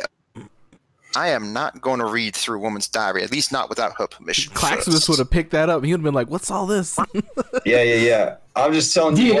Read it to me. If you're in the hallway in your underoos holding her diary, I guarantee you, Shivaka is going to be on one side of you, Sandara going to be on the other side, and they're going to be like, "Open it and read it." You're gonna turn and you're gonna look past the two short ladies, and there's just gonna be this hulking crab form like in the shadows at the end of the hallway, carrying like a freaking like anchor. And he's probably going to be like, open it. Thank you, everyone, for your concern. But Captain's orders, open the fucking door. Oh man, the crew is just popping out of the woodwork here. Yeah, we're just like, oh, we hear about this on Laura's diary. Like somehow and then it's we like hear I'm it. just running around the decks while Yakety Sax is playing. Everyone's chasing after me. Hold him down, everyone. Hold him down. Entangle. Cast entangle. All right, The grapple's coming. Yeah, I'm pretty sure mathematically, I don't know how long you could last. I think they'd eventually track you down. But I don't know. A good rogue with the tabaxi speed, he could probably get away from you guys. We will let He's roleplay got sort 4 it out levels. this week. He got 4 levels of exhaustion. Don't forget. He does have 4 levels of exhaustion. 4 levels of exhaustion. That's true. You're just sort of crawling along the floor at this point. Man. I do want to point out, before we adjourn for the night, that it was pointed out that he could die in 2 different ways. And he was like, I'm doing it. And then it was like, you died. Part of it was, the flavor. It's like, I'm drunk and I'm thinking like, hey, Shivaka was giving me signals earlier, even though she clearly wasn't. What? Obviously she was. You would have followed through with it. It's like when your drunk friend jumps off a roof. Oh, I stopped him. If you like that artwork, you can actually get a sticker of Shivaka. I'll post it up in general. There's there's a sticker of her. All right, guys. Thanks for tuning in. I'm gonna end the stream. Yeah.